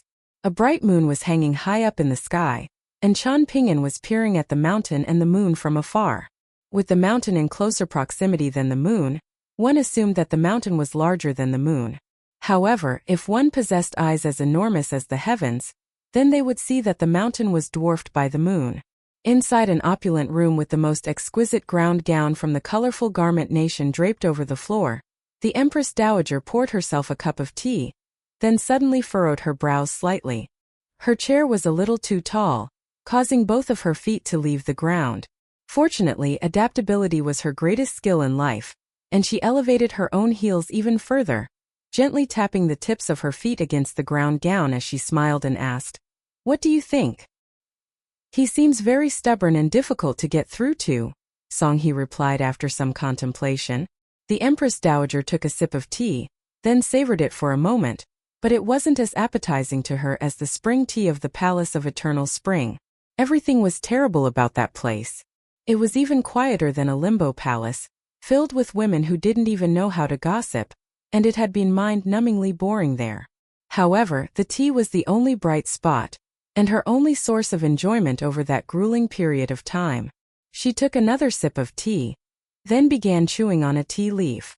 In her eyes, of all of the flavors of the world, only those with bitterness as a base could slowly translate to sweetness from prolonged savoring. After swallowing the thoroughly chewed tea leaf, she remarked, "How do you think an orphan wretch from Clay Vase Alley managed to survive to this point without some gumption and steel? Right now, he's only 21 years old, yet he's accumulated an enormous amount of wealth from the humblest of beginnings." Song-hee didn't actually care much for Chan Ping'an, but his mother had insisted on bringing him along, so he had no choice but to go and see Chan Ping'an on the intercontinental ship. Ever since he was a child, Song-hee had been acutely aware of how much fortune one should enjoy and how much troubles one should have to deal with as an emperor. Just this past year, since his inauguration alone, he had been forced to endure countless complex rites and ceremonies. Thankfully, he had displayed such exceptional proficiency in all of this that he didn't seem like a newly crowned emperor at all. There were some old geezers in the officialdom who had opposed his succession to the throne, and they had been straining their eyes, trying to pick up any minute faults or slip-ups of his that they could latch onto, but to no avail. Song-hee smiled as he said, "If I had been in the same position and granted the same opportunities, I wouldn't have done much worse than him." "Is that really what you think?" the Empress Dowager asked. Song-hee smiled and nodded in response. The Empress Dowager's eyes narrowed slightly as she set down her beautiful teacup and said, "Have a good think before you answer me." Song-hee hurriedly raised his hands in surrender as he grinned and replied, "Please don't be mad at me, mother. I only said that out of a place of envy." However, the Empress Dowager didn't revert back to her usual doting demeanor. Whenever they were alone, she never treated Song-hee like the emperor, and at this moment a stern look appeared on her face as she snapped, "Would Qi Jingchun have chosen you? Would you have been able to endure the same hardships as Chun Ping'an did?" "No, on both accounts," Song-hee replied with a shake of his head. "If you are inferior to someone in some area, then concede your inferiority. No one is better than everyone else in everything in this world." The Empress Dowager continued in a furious manner, "You were born with a silver spoon in your mouth, so your job is to think about how best to capitalize on that. Countless people in this world are envious of your position, but don't forget that this has never been an easy role to fill. Don't you dare allow yourself to get even the slightest bit complacent just because you're the emperor now. Let me be frank with you here. If you lose the throne out of your own foolishness, and Song Mu takes over as emperor, I will still be the Empress Dowager, but what do you think you'll be then? Others may not know the truth, or perhaps they wouldn't dare to divulge it even if they did, but do you think that your teacher Cui Chan and your uncle Song Chongjing would forget? If they want to reveal the truth, which of us two do you think will be able to stop them?" "I'm sorry, mother. I shouldn't have allowed myself to become so conceited," Song-hee said in an apologetic manner. In the past, the Empress Dowager's demeanor would have immediately softened at such an apology, but on this day, the obedience of her son seemed to have only made her more enraged. She slammed her teacup down onto the table, spilling tea everywhere as she snapped with a cold expression, "How did I educate in the past? Deep within the palace, it's very difficult to catch any glimpses of the outside world, and that's why I begged His Majesty to get the Imperial Preceptor to teach you in person. Not only that, but I would sneak you out of the palace to see the capital whenever the opportunity arose. And I did that so you could see how impoverished clans came into prominence, how wealth clans fell from grace, how fools were able to survive, and how the shrewd met their demise. Everyone has their own ways of living that have unique advantages and disadvantages, and I was showing you all of that to make you understand the truth and complexity of this world. Do you still remember why I beat you for the first time in your life? You overheard an ignorant commoner joking about how the imperial family had to have been carrying poles of gold, and that many large plates of steamed buns had to have been served at each meal. You found that to be very amusing at the time, but was it really funny? The embroidered tiger was with us at the time, and your reaction to those joking remarks made you just as much of a joke in his eyes as those commoners were a joke in yours. Will a throne and an imperial robe be enough to feed you? If you completely fall from grace one day, you would eagerly trade them for a few steamed buns to eat. What did the imperial preceptor teach you? All those who accomplish feats of significance must possess firm foundations somewhere hidden from the prying eyes of others, and the more this foundation aligns with the common sense of the world, the more resilient it'll be. Who did the imperial preceptor raise as an example at the time? It was the patriarch of the Guan clan, the old man who always looked as if he could pass out at any moment. In contrast, who did he bring up as a cautionary tale? The ancestors of the Chao and Yuan clans, who appear to wield immense power, and have secured their names in the history books. That was a profound lesson in how bad people can live good lives. Yet you dared to not heed it. The Empress Dowager rose to her feet, and her rage only continued to build as she yelled. Those wretched books that are closely guarded secrets of all of the emperors under the heavens, those so-called books that teach one how to rule with shrewdness and aplomb, they're nothing but a pile of horse shit. Is it because the principles within them are wrong? No, they are exceptional principles that couldn't be more correct. But do you know why there are so few emperors left on the eastern treasured vile continent when there had been too many to count in the past? And how many of those remaining rulers are considered to be wise and capable rulers? It's because none of them possess the vision, the gumption, and the capabilities to make use of the principles in those books. Back when the embroidered tiger was imparting his theory of practical ability upon you, all of his principles, no matter how grand and imposing, stemmed from the most minute and seemingly trivial origins. Right now, you are comparing yourself with a poor wretch, declaring that you are more capable of enduring hardships than he is. What are you going to do next? Compare yourself to your brother and claim that your merits exceed his? Are you going to compare your own wisdom to that of the imperial preceptor, your martial arts to your uncle? Are you going to conclude that you're not inferior to any of them in those fields? Who gave you the courage to be so arrogant and conceited? I've been carefully living with my tail tucked between my legs my entire life, and I certainly didn't teach you to be such an arrogant fool. So was it the late emperor that taught you this? Or perhaps it was the imperial preceptor, who has never truly acknowledged you as a worthy disciple. Song He also rose to his feet in silence, and he humbly accepted this scathing criticism, displaying no anger or resentment in the process, even though he was the current emperor of the Great Li Empire. The Empress Dowager heaved a forlorn sigh, then sat back down on her chair in a weary manner, while Song He remained standing. You must think I'm a huge bother, don't you hear? Only then did Song He sit back down as he smiled and replied, Not at all, mother. If I weren't concerned about sparking controversy in the imperial court, I would have you listen in during assemblies to provide your input on matters of political importance. That way, you'll be able to have more of a presence in the history books. Ridiculous, the Empress Dowager scoffed, but she was clearly amused, and with that, the tension between them completely vanished, restoring them to the amicable mother and son duo of old. The difference between a common household and the imperial clan was like that between heaven and earth, but the principles that applied to both were the same. However, back then, the Empress Dowager was forced to make a difficult decision, keeping one of her sons while casting the other away. For the sake of the Song clan and the empire, she was forced to send Songmu to the Jewel Small World back when he was still just an infant. Following his untimely demise, his name was removed from the genealogical records.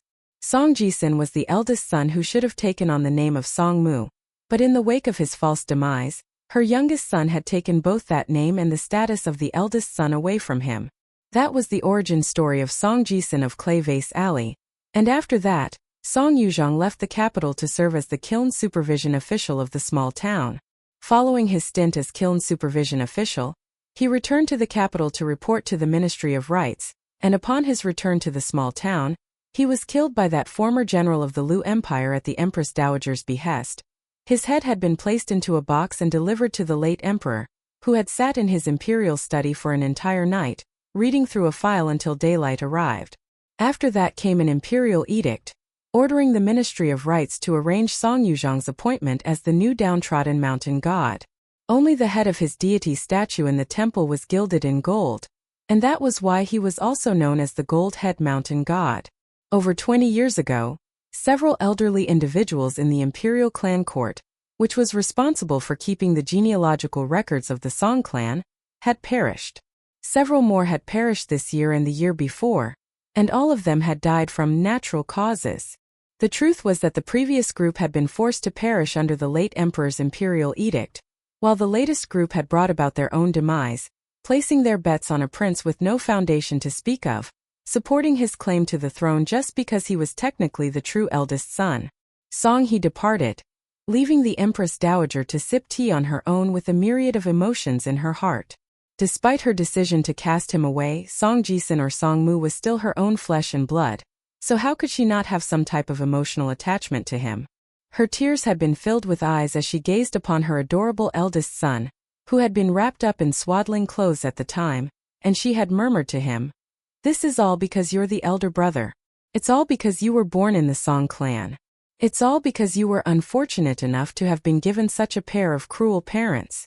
The late emperor had been present at the time, but he hadn't been angry at her in the slightest. Ever since she was reprimanded by the late emperor for breaking the rules to access those secret files, she had completely lost hope and regarded her son as dead. However, as time passed, more and more guilt accumulated in her heart, and she became afraid of facing Song Jisun, even afraid of hearing anything about him. She was even more afraid that Song Jisun would ruin the bright future that had been paved out for the only son that she had kept by her side. Song Yuzhang had a chance to not have to die. At the very least, he could have died a little later and more glamorously.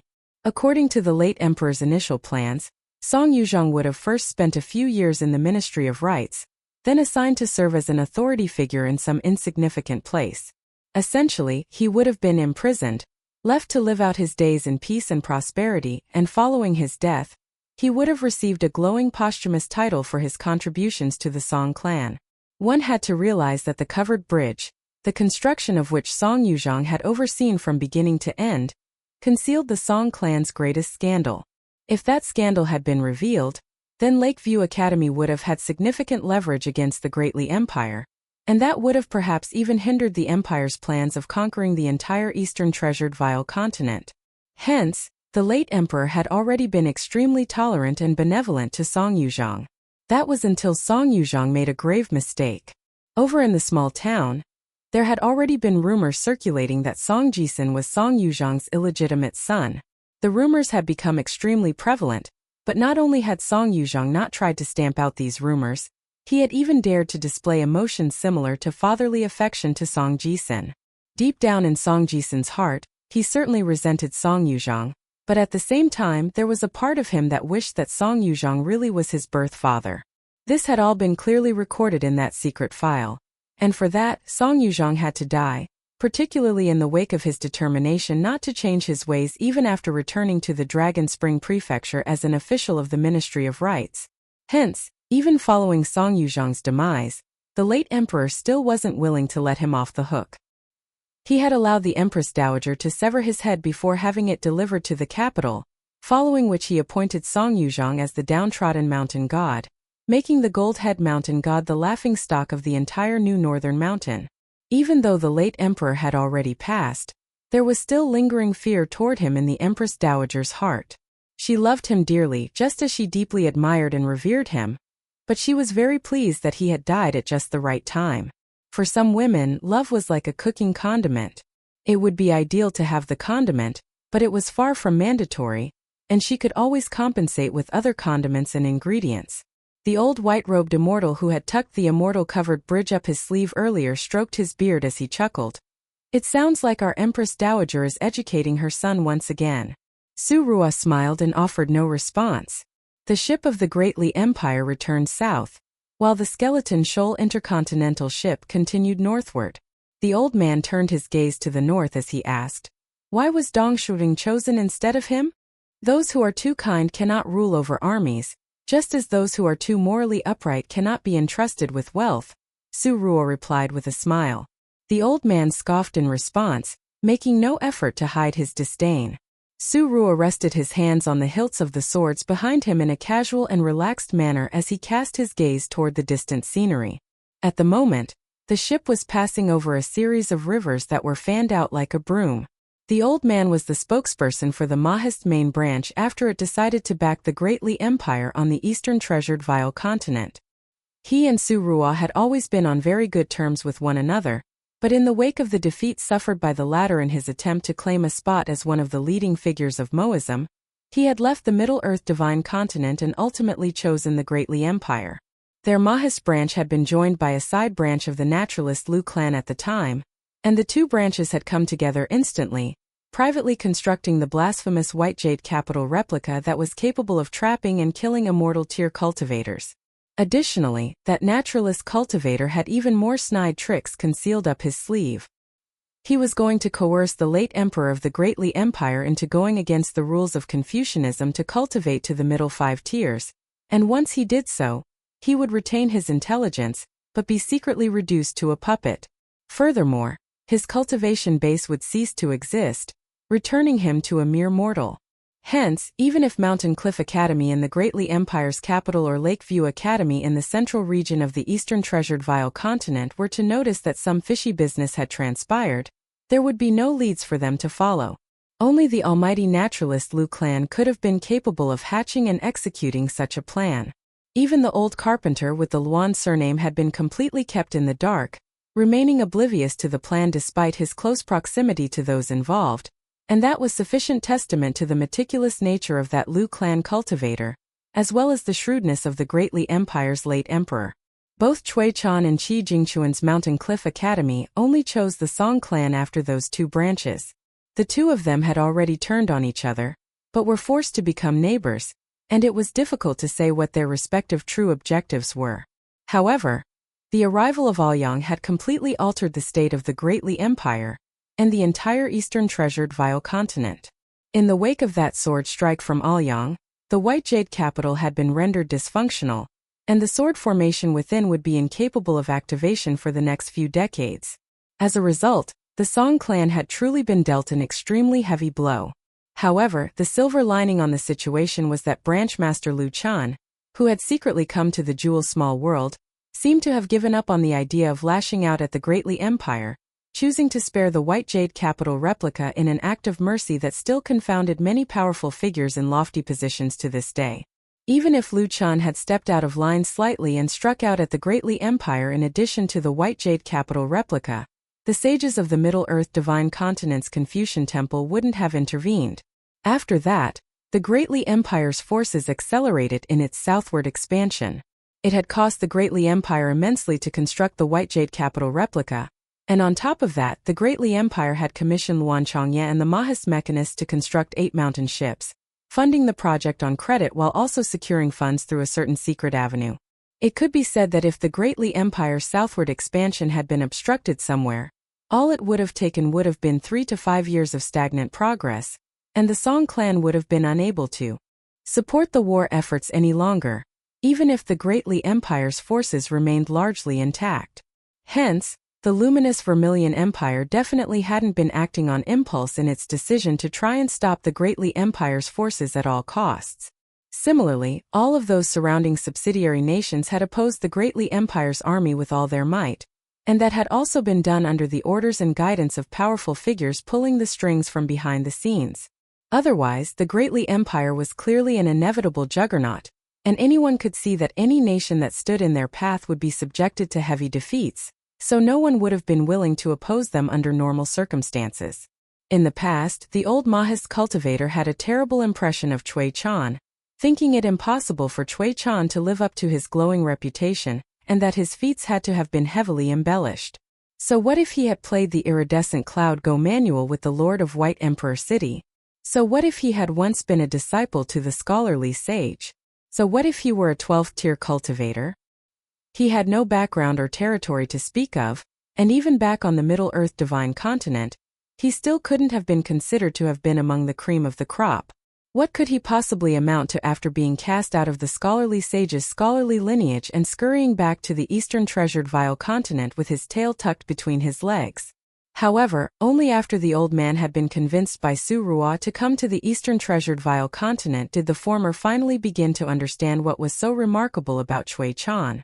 During the perilous period of time in which the Great Li Empire's forces were being kept at bay by the luminous Vermilion Empire, Cui Chan, who had remained largely hidden behind the scenes up to that point, finally made a rare appearance, presumably to provide a sense of calmness and reassurance during such an uncertain time. He had gathered together a bunch of old geezers, and they had sat down together for a candid conversation. He hadn't declared to them that the Great Li Empire was sure to succeed, nor had he discussed with them how the spoils were to be distributed once the empire succeeded.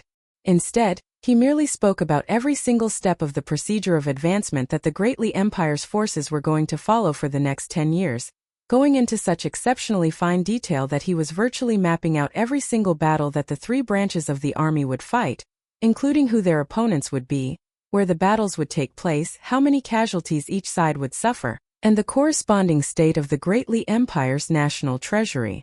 After that, he spoke about the minute changes that would arise in the attitudes of Lakeview Academy, True Martial Mountain, the Wind Snow Temple, and other top-tier immortal powers on the eastern treasured vile continent at the different stages of his 10-year plan, as well as when Qi Zhen of the Divine Edict sect would get involved and when he would finally be willing to meet with the envoys of the Great Li Empire.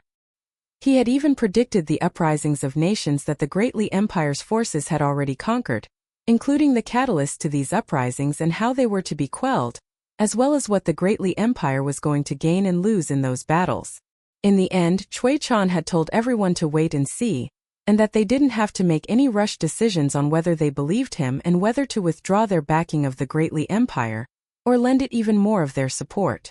Instead, they could simply observe the situation as it unfolded, and see if things would pan out according to Cui Chan's predictions. As it turned out, Cui Chan was correct every step of the way, and the old Maha's cultivator was forced to concede that Cui Chan really was an exceptional Go player. However, he retained his skepticism and visited Cui Chan to ask him exactly how he had accomplished this. In his mind, there was no way that a true clairvoyant could possibly exist in this world, at least not one capable of seeing the future to such fine detail. After all, a continent-wide war was undoubtedly far more complex than any game of Go. In response, Cui Chan had taken him to a tightly guarded archive of the Great Li Empire, which had been constructed on the outskirts of the capital. There were close to 500 people there, half of whom were cultivators, and all of them were doing intelligence-related work, including gathering and compiling intelligence, as well as receiving reports from spies all over the continent. They had extensive information on all of the empires and subsidiary nations on the entire continent, including the extent of their military prowess, the layout of their immortal powers, the personal files of important officials. The belly of an entire mountain had been completely dug out and was laden with these files that had been accumulating there for a century, and that wasn't even what had stunned the old Maha's cultivator the most. Instead, what he was most horrified by was a trivial matter that could have very easily been overlooked. At the time, Cui Chan had led him on a tour of this restricted area of the Great Li Empire that he had named Book Mountain, and along the way, not a single person that they encountered observed any formalities such as kneeling or bowing to Cui Chan. Instead, the only courtesy that they extended toward him was getting out of his way, and even then, they only moved the most minimal amount possible, often brushing shoulders with him as they rushed past him. There were no pleasantries exchanged whatsoever, and even if Cui Chan raised any questions, all parties spoke in the most concise fashion possible before parting ways. The old man was a master mechanist, and at the time, he felt as if Book Mountain were an enormous and complex mechanical structure in which the qualities of efficiency, precision, and cohesion were valued above all else. There were many cultivators throughout history who had supported the ascensions of certain mortal empires, but compared with Cui Chan's work, they may as well have been children playing in the mud, overjoyed at achieving even a tiny fraction of what Cui Chan had achieved. Funnily enough, as the 8 mountain ships rose up into the heavens and the Great Li Empire's forces officially commenced their southward march, barely anyone cared about what Cui Chan was doing on the eastern treasured vile continent. On the way to the northern complete reed continent, Qian Pinyin had been conscientiously studying the continent's official language. The northern complete reed continent was superior to the eastern treasured vial continent, and the parasol leaf continent in this regard in that its official language was spoken continent-wide. Each nation had their own official and regional dialects, but it was nowhere near as complex as the other two continents, and whenever one was out traveling the continent, they always communicated using the official language, thereby sparing Qian Pinyin a great deal of trouble.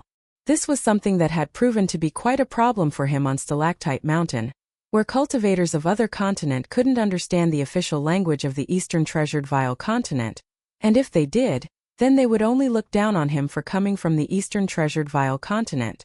As the Flax Robe sect prepared for its descent, Qian Pinyin packed up his belongings and arrived on the first floor of the ship. The army of armor-clad warriors that were dragging the ship along were very intriguing entities that didn't appear to have been purely Yin entities.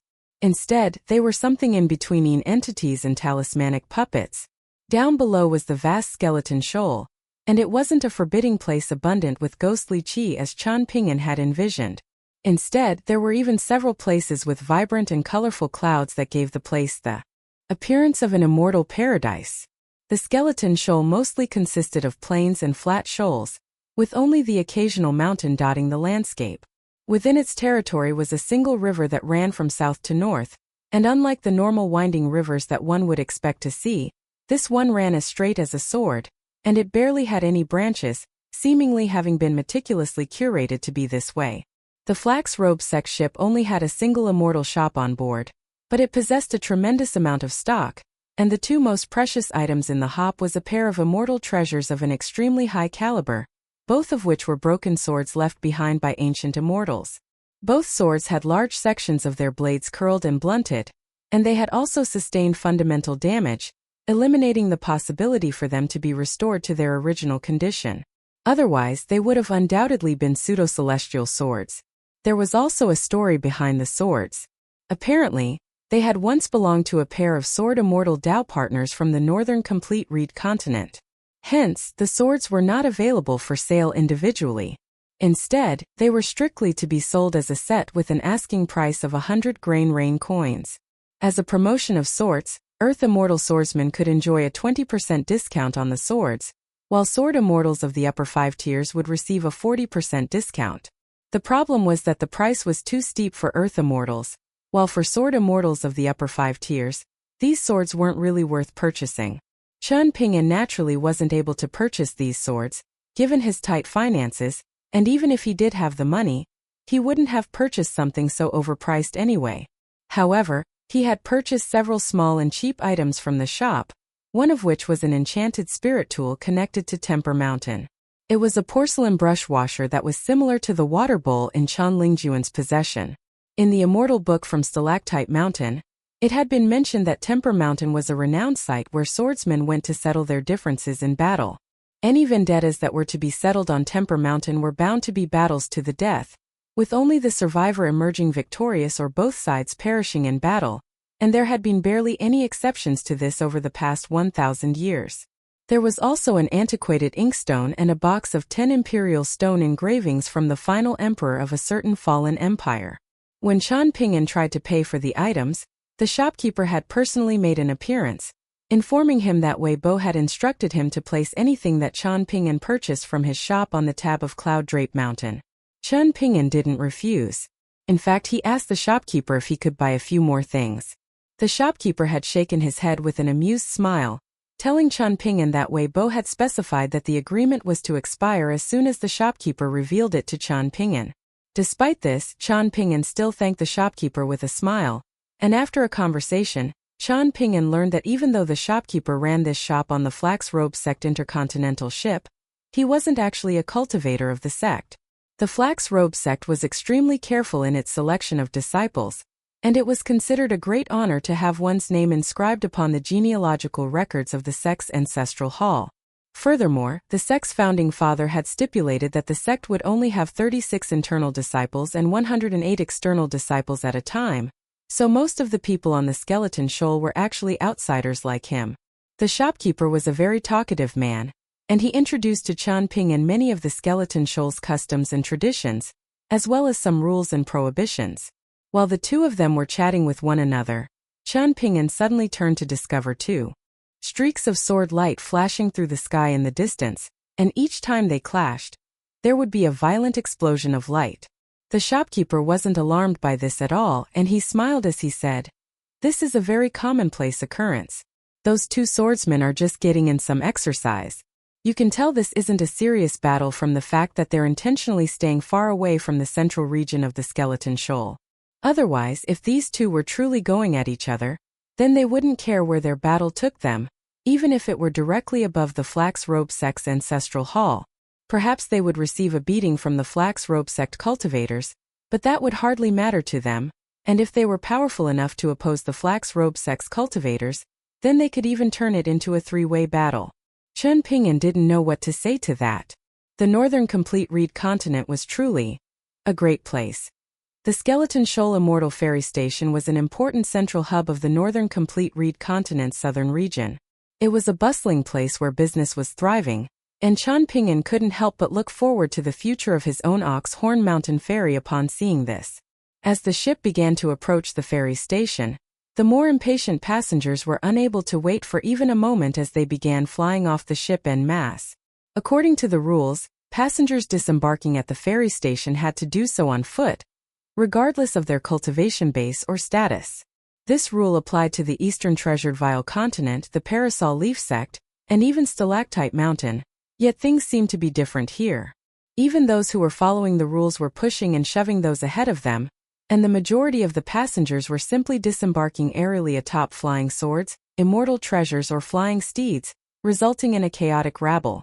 The administrators on the ship and those at the ferry station began swearing profusely at these people who were blatantly disregarding the rules, and a Sea Observation Tier cultivator with a particularly short temper at the ferry station was unable to resist the urge to lash out, striking down a chi refiner that was flying directly over him. Qian Ping'an could only look on in shock and exasperation. If these people were behaving this way right under the Flax Robe Sect's nose, how lawless and chaotic were things going to be elsewhere? Qian Ping'an wasn't in a hurry to disembark, and the old shopkeeper was still telling him about some places that he had to visit on the Skeleton Shoal. The shopkeeper was extending him the courtesy of introducing these places to him, so it would have been rude for Qian Ping'an to cut him off and leave. Hence he continued to listen patiently. He was intrigued by the chaos unfolding from the passengers disembarking from the ship, but ever since he was a child, he knew that it was rude to look around while someone was speaking to you in earnest, so he only took a few glances before returning his attention to the old shopkeeper. Having run this shop for close to 300 years, the old shopkeeper had seen countless people and developed a very sharp eye. He quickly moved on from the previous subject, smiling as he explained, "Our Northern Complete Reed Continent appears very chaotic, but once you stay here for some time, you'll come to like it. It's true that you could end up with inexplicable vendettas, but there are also many people here willing to lay down their lives for friends that they've only just met. You'll come to find out all of that for yourself as you explore this continent." A hint of irrepressible pride appeared on the old shopkeeper's wizened face as he spoke. Qian Ping'an was reminded of someone upon seeing this, and a pang of sorrow welled up in his heart. There had once been two women who had taken great pride in the fact that they lived on the Northern Complete Reed Continent, even though they had only been a pair of cultivators of the lower 5 tiers, and were only maidservants on the Ceremony Mountain Immortal ship. After a brief hesitation, during which the old shopkeeper recalled his private meeting with Wei Bo, he said, "Young Master Qian, may I say something that may not be to your liking?" "Please do, Shopkeeper Huang," Qian Ping'an prompted with a smile. "Our Northern Complete Reed Continent is a rather xenophobic place, so the cultivators here are prone to infighting, but we become extremely unified in the face of common enemies, and there are several types of outsiders that the people of the Northern Complete Reed Continent detest the most, the first of which are Confucian scholars who have traveled here from afar. The people here feel like such scholars are very pedantic and annoying. The second type of people are cultivators from wealthy and powerful immortal sects, who are regarded as far too arrogant for their own good. The third type of people are foreign swordsmen, who are regarded as having death wishes for daring to come to the Northern Complete Reed Continent to hone their swordsmanship." The old shopkeeper heaved a faint sigh here, then continued, "Out of those 3 groups of people, the second is considered the most detestable. There are countless young cultivators throughout history who were accustomed to being able to do whatever they please under the protection of their seniors or Dao mentors, only to be taught a stern life lesson when they tried to behave the same way on the northern complete reed continent. The lucky ones manage to escape with their tails tucked between their legs, while the less fortunate ones have their bridges of immortality shattered, and there are many who have lost their lives altogether. Among those are cultivators from the Mount Longhu Heavenly Master Residence, direct disciples of the Heavenly Master Residence, the final disciple of an Ascension tier patriarch from the Flowing Dawn continent, and even the younger brother of the wealthiest man on the pure white continent was beaten to death here. There are countless examples of such scandals throughout our continent's history, and to this day, the families and seniors of many of the victims still haven't even managed to uncover the identities of the perpetrators. I will be sure to keep that in mind, shopkeeper Huang, Chen Ping'an replied with a nod. The old shopkeeper's smile returned as he cupped his fist in a salute and said, "These restrictions are only like lengths of thin rope, they cannot bind someone truly destined for great things. The northern complete reed continent never turns away true heroes. I wish you the best of luck in finding what you've come to the northern complete reed continent for, young Master Chan." Chen Ping'an returned the salute as he replied, "Thank you, shopkeeper Huang." After that, he put on his conical bamboo hat and departed from the intercontinental ship. According to shopkeeper Huang, there were 3 places in the Skeleton Shoal that had to be visited. Otherwise, it would be a waste to have come here at all. One of those places was the Swaying River Temple, which wasn't a river god temple of a very high caliber, but it was an enormous place, and the deity statue inside was even more grandiose and majestic than those of the vast majority of river gods that were loftier in status. There was also a massive city that stretched from the entrance of the Flax Robe sect at the foot of the mountain all the way deep into the underground. The city was called Mural City, and it had 8 imposing walls that bore extremely detailed and lifelike paintings of 8 of the most beautiful celestial maidens from ancient times. There were also rumored to have been fated opportunities within the city that could be claimed irrespective of cultivation base, coming down solely to fate and fortune. Those 8 celestial maidens were sole remnants of female officials from a certain palace in the ancient heavenly court, and if anyone appreciating their mural were to catch their eye, then they would emerge from their mural to serve that person for life. At the moment, only 3 of the 8 celestial maidens remained, while the spiritual energy in the remaining 5 murals had already completely dissipated, and the remaining trio all varied in cultivation base. The most powerful one among them was at the unpolished jade tier, while even the one with the lowliest cultivation base was a golden core tier earth immortal. Furthermore, there were treasures in those murals that would be taken with them once they emerged, and the Flax Robe sect had once invited powerful cultivators from far and wide to make rubbings of the murals in an attempt to obtain the treasures depicted within them, but the murals were riddled with complexities, and no one was able to successfully obtain those treasures. In addition to the fated opportunities encapsulated within those 3 murals, there were also many treasures and entities sold in the city that were extremely sought after for all ghostly cultivators. Even the average immortal abode often visited the city to purchase some well-disciplined heroic spirit puppets that could serve as a type of alternative door god or personal guardian that would be absolutely loyal to their owners. Furthermore, there were many vagrant cultivators trading their possessions in Mural City, often powerful treasures concealed within their collections. There was a young sword immortal who had already traveled to the Sword Chi Great Wall, and his meteoric rise had begun after he obtained a pseudo-celestial sword from a vagrant cultivator that had failed to realize its worth. Finally, there was the malicious Ghost Valley, the most alluring place in the Skeleton Shoal for swordsmen and pure martial artists. That valley was home to all of the malicious spirits that had proven too difficult for the Flax Robe sect to refine. As opposed to freeing those malicious spirits to continue their paths of destruction, the sect had cast them all into that valley, and anyone could enter the valley for a fee, but they were responsible for their own survival. Chen Ping'an's plan was to visit the nearest Mural City first. Following his departure from the intercontinental ship, an elderly cultivator of the Flax Robe sect appeared beside shopkeeper Huang. He was a long-renowned nascent tier cultivator of the Skeleton Shoal, and a very senior figure in the Flax Robe sect's ancestral hall, but he was very reclusive and very rarely made public appearances. At the moment, his aura was completely restrained and he smiled as he said, "Some businessman you are. You basically just told him that he's not welcome on this continent."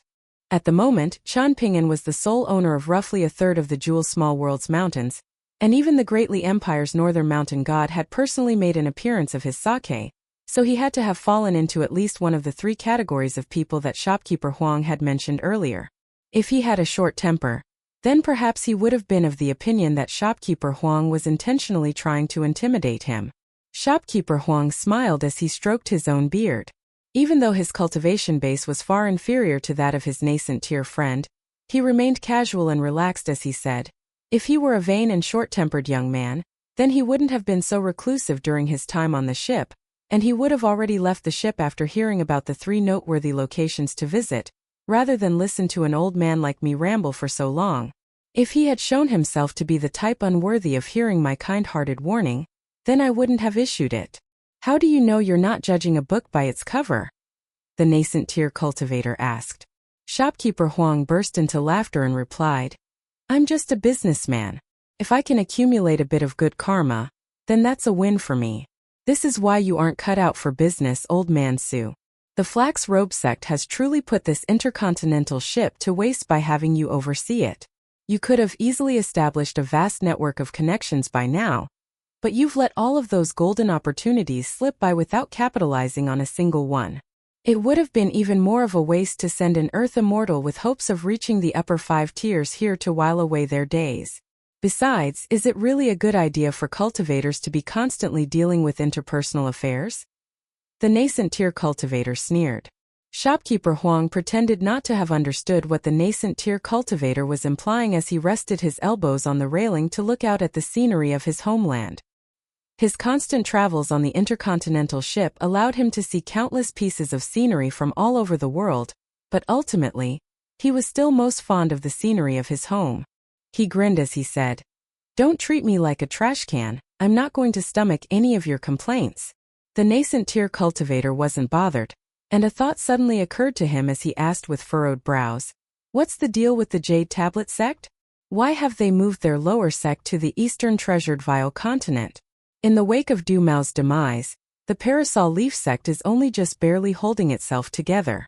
If Sun Yuan were to take advantage of the situation and establish the lower sect somewhere near the Parasol Leaf sect, then the latter would most likely completely fall in no more than 300 years. Why did he pass up such a golden opportunity? No matter how much potential the Eastern Treasured Vile continent may have, surely it can't match up to the prospect of conquering the majority of the entire Parasol Leaf continent. I've heard that this Sun Yuan was a really promiscuous man when he was young. Could it be that he's gone stupid from having his head squeezed too forcefully between some woman's thighs? Shopkeeper Huang shook his head as he replied, Anyone else in the Jade Tablet sect may be stupid, but Sun Yuan is most definitely an exception. I've never met Sun Yuan, but just the fact that he was able to tame Jiang Shangzhen alone tells me everything I need to know about him. Even back when he was just a golden core tier Earth immortal, Jiang Shangzhen had traveled our northern complete reed continent alone, screwing over countless sects and celestial maidens, and in the end, he was able to get away unscathed. There's nothing that really keeps me up at night outside of the state of my Aunt Master, who used to be such a vibrant woman, but has been left a depressed shell of herself by Jiang Shangzhen. If she hadn't served as my Tao guardian in my younger days, I would already be long dead by now. That accursed Jiang Shangzhen. Shit, I can't help but get mad whenever I think of him, but at the same time I have to concede that he's a remarkable man. The old shopkeeper normally spoke in a refined and elegant manner unbefitting a cultivator of the northern complete reed continent, but the mention of Jiang Shangzhen had him gritting his teeth in resentment. My trash can is full, the old nascent tier cultivator said with a gleeful look of schadenfreude on his face. Shopkeeper Huang spat viciously onto the ground, seemingly trying to spit out all of his pent-up resentment. A curious look then appeared on his face as he said, From the looks of it, it seems like the Song clan intends to elevate the Oxhorn Mountain Ferry Station, and has no intention of expanding the ferry station at the Palace of Eternal Spring. Who will you have to deal with when the time comes? A military general of the Great Li Empire or a guest elder cultivator? The nascent tier cultivator shook his head as he replied, The Great Li Empire strongly detests any outsiders who try to gather intelligence from them. Our ancestral hall has warned everyone that many of the strategies that we commonly use everywhere else are not to be used in the Great Li Empire in order to avoid souring the relationship. The Great Li Empire is far more powerful than it once was, and it possesses the power necessary to keep out the ships of our skeleton shoal if they so wish. Hence I still don't know who they've chosen. In any case, it's all the same to me. I have no interest in such matters anyway. Back when the Great Li Empire's first immortal ferry station capable of receiving intercontinental ships officially began operation, all of the cultivators and generals stationed there were among the cream of the crop in the Great Li Empire. All of them were extremely important figures that possessed lofty statuses, yet in our presence, they had to bow and put on fawning smiles in order to appease us. It hasn't even been all that many years since then, and look at them now. That northern mountain god is called Wei Bo, right? Has he bowed even once in our presence? The tables have turned, and it won't be long before we have to appease them. All of a sudden, the old nascent tier cultivator's expression stiffened as he gave shopkeeper Huang a warning glance. The latter immediately tensed up, only for the nascent tier cultivator to shake his head, indicating that he didn't have to be overly anxious. This was the Flax Robe Sect's territory, and its mountain protection formations certainly weren't just there for show. The two of them turned as a middle-aged man wearing a golden crown and a jade belt around his waist stepped onto the ship against the flow of disembarking passengers. He looked around as he strode along, seemingly a little disappointed. After catching sight of shopkeeper Huang and the old nascent tier cultivator, he smiled as he asked, "What's the name of your aunt, master? Perhaps I know her." Shopkeeper Huang's expression instantly darkened at this provocative remark and he spat. "Who the hell do you think you are? Scurry back to where you came from." The man was fluent in the official language of the Northern Complete Reed continent, and he declared, "I am Zhou Fei of the Springtide Palace. If you're not Jiang Shangzhen, then piss off." Shopkeeper Huang shooed.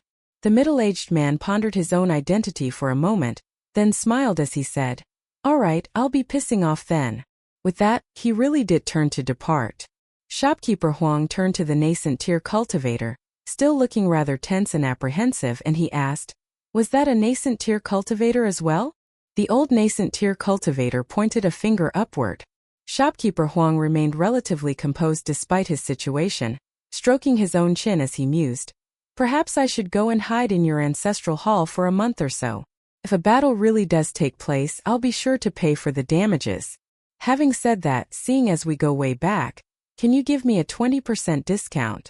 The old nascent tier cultivator patted him on the shoulder as he said, "I'm afraid you'll have to pray for your own safety. Whoever that was, he's still not too far away yet, so how about you catch up to them and apologize?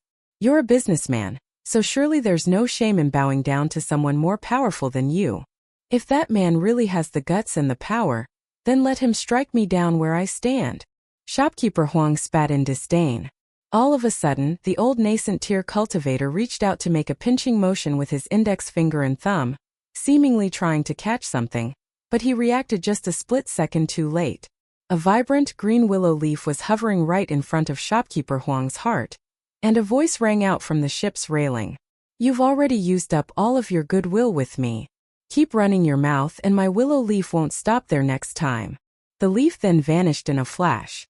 A short while later, the nascent tier cultivator said, "He's truly gone this time." Shopkeeper Huang was silent for a long while, then asked, "How much money do you think I'll be able to earn if I sell this piece of news?" "I strongly advise against it, or you won't be alive to spend the money," the old nascent tier cultivator chuckled. Shopkeeper Huang slammed a palm down onto the railing of the ship, fighting back the urge to yell to the heavens that Jiang Shangzhen had returned to the Northern Complete Reed continent to ruin more women. The entrance to Mural City at the foot of the Flax Robe Sect was packed with people, and only after walking for several minutes did Chan Ping'an finally reach a relatively more peaceful area. He removed his conical bamboo hat, then had some lunch at a street-side stall, and right as he was about to pay the bill, he noticed that someone had already paid for him. "Have you come here to intercept me?" Chan Ping'an asked as he picked up his conical bamboo hat. The man smiled as he said, "I felt the need to personally make this trip and explain some things to you. Otherwise, I'm worried that our brotherly bond could be soured by some misunderstandings." Chan Ping'an faltered upon hearing this. He was certainly not so close with this man that he would consider them brothers. "My apologies," Jiang Shangzhen chuckled. "I stayed on the Northern Complete Reed continent for some time in the past, And now that I'm back, I can't help but fall into the habit of referring to everyone as my brother. The two of them made their way toward the entrance of Mural City as Jiang Shangzhen communicated with Qian Ping'an through his mind's lake. Right as they reached the entrance, Jiang Shangzhen finished what he had to say and took his leave before turning to depart, declaring that he had to get back to Bamboo Scroll Lake. Following his departure, Jiang Shangzhen returned to the Flax Robe Sect intercontinental ship, then sought out shopkeeper Huang for an amicable chat. Only after that did he truly return to the eastern treasured Vile continent on his own private immortal ship. Qian Ping'an made his way down a long slope that was several kilometers in length and almost imperceptible as he entered the underground Mural City. The streets were lined with immortal lanterns that illuminated the surroundings to be as bright as day, and the light that they gave off was both gentle and natural, like the pleasant sunlight of a winter's day. All the while, Qian Ping'an was pondering what he had heard from Jiang Shangzhen.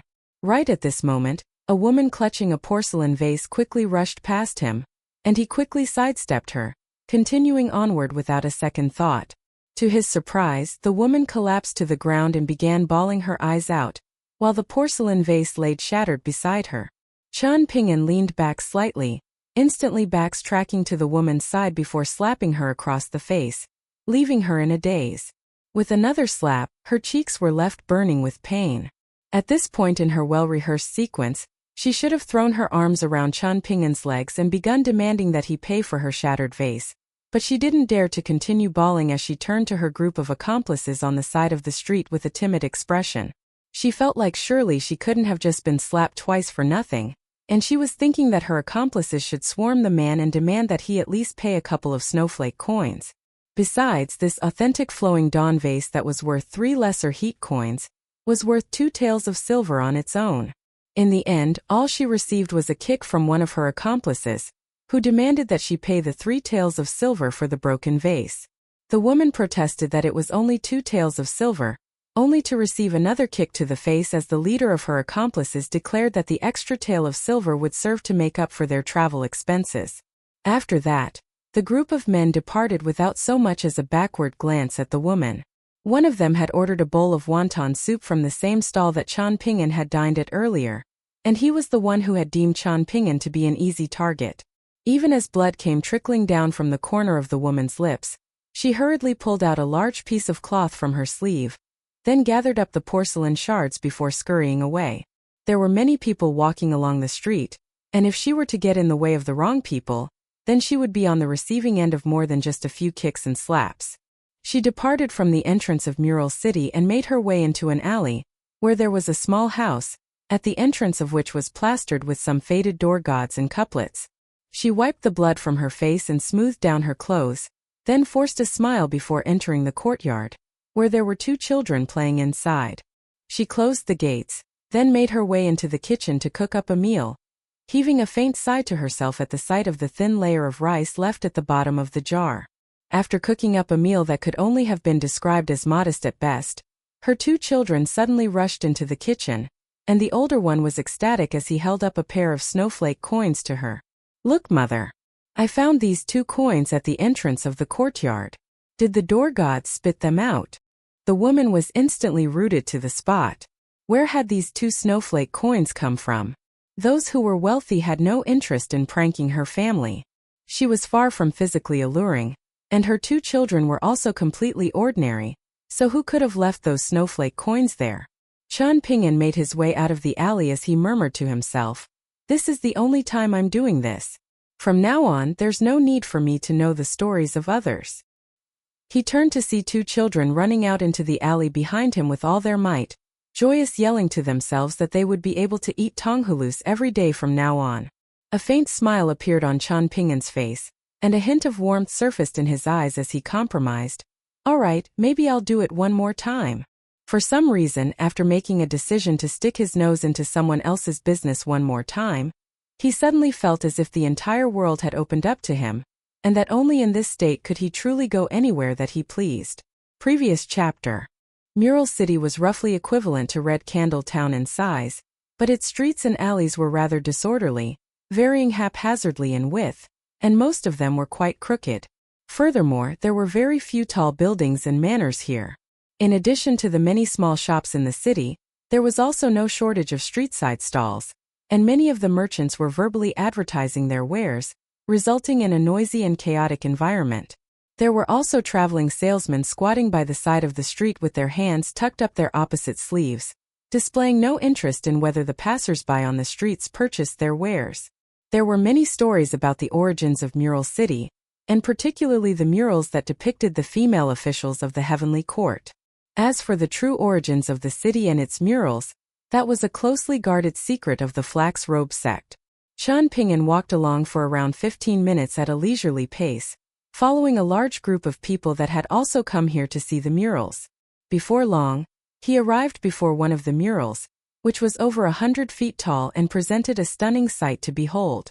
Standing within the crowd, Qian Ping'an looked up to discover that the mural depicted the side profile of a celestial maiden that seemed to have been in flight with a bunch of divine clouds beneath her feet.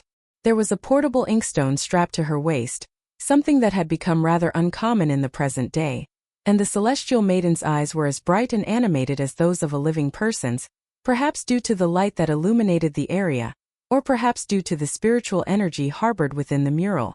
The woman in the mural had been named the inkstone-carrying celestial maiden, and the primary color tones of the mural consisted of shades of green, but there were also tasteful embellishments of gold that perfectly complemented the depicted subject.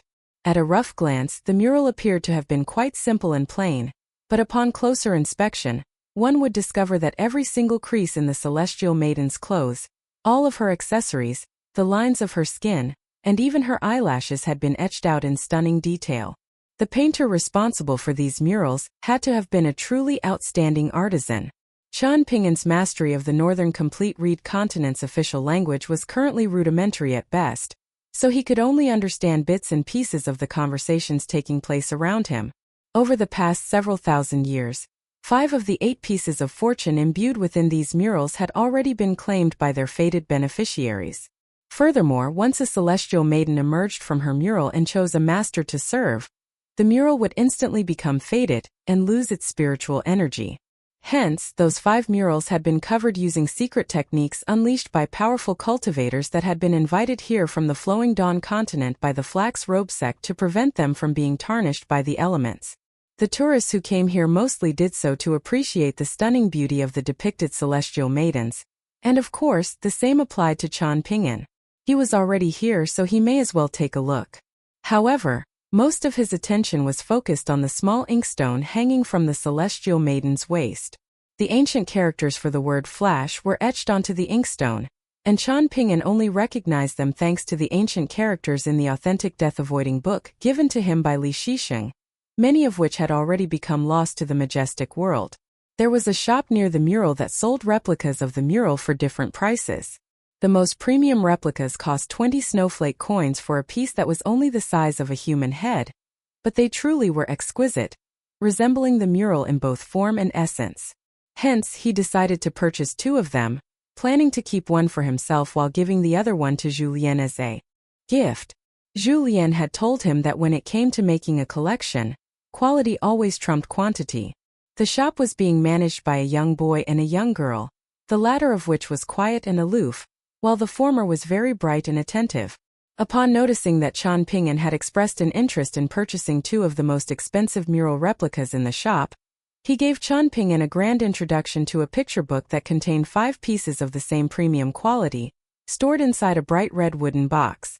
According to the boy, the cost of production for the wooden box alone amounted to quite a few snowflake coins. Qian Ping'an stroked his fingers over the wooden box to find that its surface was very smooth and fine. The spiritual energy imbued within was faint, yet pure, and it seemed that the boy hadn't been lying about the quality of the material used. The boy also told Qian Ping'an that he wouldn't be able to purchase the remaining 2 celestial maiden murals here. Instead, he would have to make his way to the other shops to do so. At the moment, there were 3 long-standing shops in Mural City that had been passed down for generations, and the older generations had established a rule together that none of the shops were to encroach upon the business of the others. However, the 3 shops could all sell the 5 murals that had already been covered up by the Flax Robe sect. Qian Ping'an told the boy that he would think about it, then departed from the shop with his 2 inkstone-carrying celestial maiden mural replicas. As for the fated opportunities contained within the murals, that wasn't even on his mind. He had overheard conversations about how once a celestial maiden emerged from their mural, she would serve her master for life. All 5 of the celestial maidens to have emerged from their murals in history became bonded in matrimony with their masters, and at the very least, all of those couples had reached the nascent tier. There was an impoverished scholar with mediocre cultivation aptitude, but after catching the eye of a celestial maiden wielding an immortal staff, he had made a string of unexpected breakthroughs, ultimately reaching the immortal tier. Not only that, but he had also gained himself a Tao partner of unmatched beauty, and it was truly a blessing of 10 lifetimes. Qian Ping'an had immediately begun sweating profusely upon hearing this, and he hurriedly took a sip of wine to compose himself, stopping just short of clasping his hands together to pray that the celestial maidens in the murals wouldn't be so blind as to take a liking to him. After that, he visited the other 2 murals, purchasing the most expensive replicas from the 2 shops there as well. Those shops were also selling the same sets of 5 mural replicas, and the price was the same as what the boy had stated earlier, 100 snowflake coins per set. These 2 murals depicted the rain-treading and deer-riding celestial maidens, with the former holding a white jade bowl that was tilted forward slightly to reveal the water inside, within which was a shimmering golden flood dragon. The latter was straddled atop a rainbow deer with flowing streamers trailing along behind her, and on her back was a scabbardless, azure wooden sword with the words "Fast as the Wind" engraved upon its blade. Qian Ping'an made his way through the crowd, looking and listening as much as he could. There was one particular conversation that he had overheard that had been of particular interest to him, and taking inspiration from what he had heard, he decided to try and take this opportunity to make some money. In any case, his minimization treasure and pocket treasure were both almost completely empty, granting him the spare storage capacity to do with as he saw fit. A passerby had said that due to the outstanding artisanship of the Celestial Maiden murals in Mural City, it was renowned across the entire continent, and in the northern region of the northern complete reed continent, there were often cultivators willing to pay exorbitant sums for a full set of 8 Celestial Maiden mural replicas, with offers going as high as 1 lesser heat coin for a set. After mulling over this matter, Qian Ping'an initially felt like there were profits to be made here, but then became a little skeptical. This was such an easy way of making money that it was essentially like picking up money from the ground, and any cultivator with a decent amount of wealth would be able to profit from serving as a middleman. With that in mind, Qian Ping'an took some more time to examine the group of tourists that were chatting about this matter, and he felt like they didn't appear to have been shills hired by the 3 shops. After pondering the matter a little longer, he felt like he had arrived at the answer. The northern complete reed continent was extremely vast, with the Skeleton Shoals situated at its southernmost point.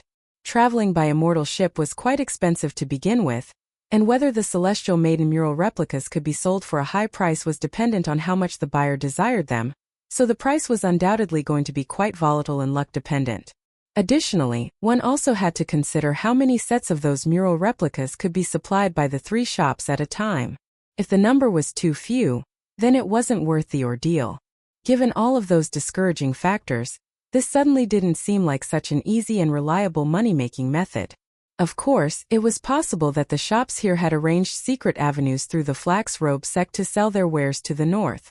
Out of all of the people that Qian Ping'an knew, Sun Jiashu and Dong Shuijing were the 2 who excelled the most when it came to making money. Sun Jiashu already possessed enormous wealth and estate, while Dong Shuijing had come into immense wealth from a very humble background, and the latter's attitude to making money was one that Qian Ping'an admired the most. Even though Dong Shuijing was already an extremely wealthy man with powerful connections with the likes of County Magistrate Yuan, Kiln Supervision Official Chao, and Guan Iran, he still didn't pass up the relatively minor profits yielded by the wonton shop. Perhaps in the eyes of others, Dong Shuijing was only running the wonton shop for sentimental reasons or for his own personal cultivation of the heart and mind. His diligence and work ethic hadn't waned in the slightest. This was the true mark of a businessman. At the other 2 shops, Qian Ping'an sought out the shopkeepers and asked if any discounts would be given if he were to purchase some mural replicas in bulk. One of the shopkeepers flatly refused, stating that even if Qian Ping'an were to purchase the shop's entire stock, he still wouldn't receive a discount of even a single snowflake coin, and there was no room for bartering whatsoever. The shopkeeper of the other shop was a hunchbacked old woman, and she had asked Qian Ping'an how many sets of mural replicas he would be able to purchase. Qian Ping'an asked her how much stock she had left, in response to which she had replied that making these mural replicas was a painstaking job, so stock was very slow to come by. Furthermore, the artists responsible for making these replicas had always been an old guest elder of the Flax Robe sect, with no other artists daring to take on the job, and that guest elder was never willing to churn out too many pieces. According to the old artist, the more lustful scoundrels laid eyes upon his work, the more bad karma he would accumulate, so if it weren't for the quotas stipulated by the Flax Robe sect that he had to fill, he wouldn't want to do this job at all. The old woman then told Qian Ping'an that there was always plenty of demand for these mural replicas, so there wasn't much stock left, only around 30 sets in total, all of which would be sold eventually. By her logic, providing discounts would be the equivalent of throwing money away for no reason, and she asked Qian Ping'an if he had ever heard of any shop under the heavens doing such a thing. Qian Ping'an could see that the old woman was being quite candid and earnest with him, so he could only give up on the idea, choosing to only purchase a box set from her shop for 20 snowflake coins. The 5 celestial maiden mural replicas that they contained were named Long Candlestick, Treasured Canopy, Ganoderma, Spring Official, and Demon Vanquishing. The treasures in the possession of the 5 celestial maidens consisted of a lotus flower lantern, a treasured canopy, a white jade Ganoderma scepter etched with intricate designs of flowers and birds, and the final one stood out the most among her peers, clad in a suit of armor while wielding an axe in her hand, presenting a gallant sight to behold. After that, Qian Ping'an returned to the shop that he had initially visited and asked about the shop's remaining stock and the possibility for a discount for bulk purchases. The boy was placed in a rather difficult situation, while the girl smiled and shook her head at the boy, seemingly amused by Qian Ping'an's profiteering ways. After that, she reverted back to her usual stoic expression, continuing to remain aloof and expressionless in the face of the customers visiting the shop. In the end, the boy was more receptive to Qian Ping'an's request, perhaps because he was rather shy, and in the end, he snuck Qian Ping'an to the stockroom in the back, then sold him 10 wooden box sets at discount of 10 snowflake coins. With that, Qian Ping'an paid the bill before leaving the shop with a cloth pouch slung across his back. The girl bumped the boy with her shoulder as she jibed. "What kind of businessman are you? You can't just go around throwing away money like that." A resigned look appeared on the boy's face as he replied, "I take after my great-grandfather. Besides, I'm just here to help you out. I'm not actually a businessman." The girl refused to relent, declaring, "I don't care about that. All I know is that the shop has lost 10 snowflake coins because of you. In order to make up for that, you have to go to your great-grandfather and beg him to paint more mural replicas for my shop."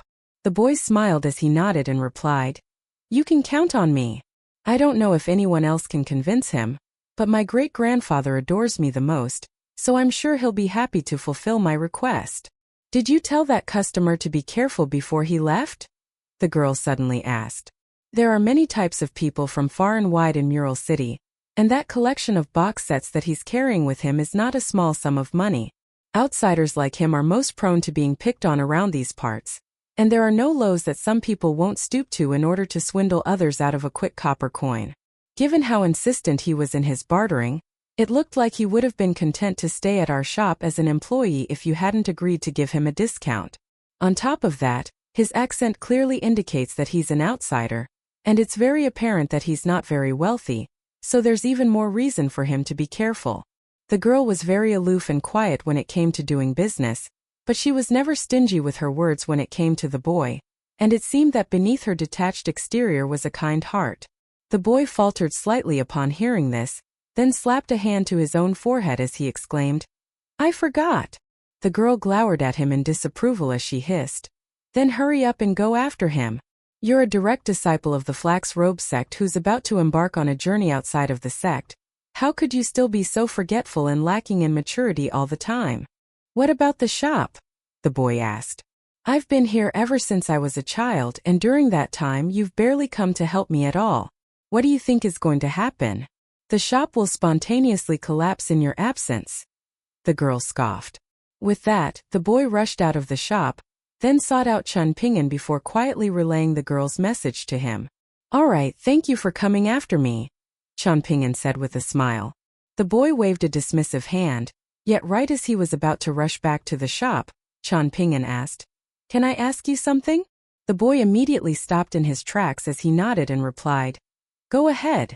If these 8 celestial maiden murals harbor such tremendous fated opportunities, then why haven't they been cordoned off by the Flax Robe sect? Even if the sect's disciples can't claim these fated opportunities, surely they shouldn't be allowed to be claimed by other outsiders?" Qian Ping'an asked. The boy smiled as he replied, "The Flax Robe sect is not so stingy. As opposed to keeping these fated opportunities to itself, the sect would much rather accumulate good karma with the blessed individuals that these fated opportunities will eventually fall upon. The ancestral tenet of the Flax Robe sect's ancestral hall states that cultivators must strive to make their paths wider, rather than narrow their paths to stave off competition." Qian Ping'an pondered this ancestral tenet for a moment, then praised in an earnest manner, "That's very admirable of the Flax Robe sect." The boy was very pleased to hear this. He wasn't very tall and overall, his appearance was rather unremarkable, but he was an internal disciple of the Flax Robe sect's ancestral hall and already a very accomplished cultivator. Hence, despite his young age, he was quite a senior figure in the sect. He had known the girl in the shop ever since they were children, so he would come down the mountain to help her out whenever he had the chance, but in the Flax Robe sect, there were many elderly cultivators who had to refer to him as their junior uncle. After expressing his gratitude to the boy once again, Qian Ping'an began making his way toward the entrance of the city. Now that he had purchased those box sets to be sold elsewhere on the northern complete reed continent, his trip to the city had not been wasted, and he didn't feel the need to remain in the city any longer. He had examined the wares sold in the shops in the city, most of which were meant for ghostly cultivators, and setting aside their quality, a universal trait that they all shared was that they were extremely expensive. He presumed that he would only have a chance at finding the true cream of the crop if he were to stay in the city for some time and slowly explore the long-established shops, hidden away on obscure streets and alleys.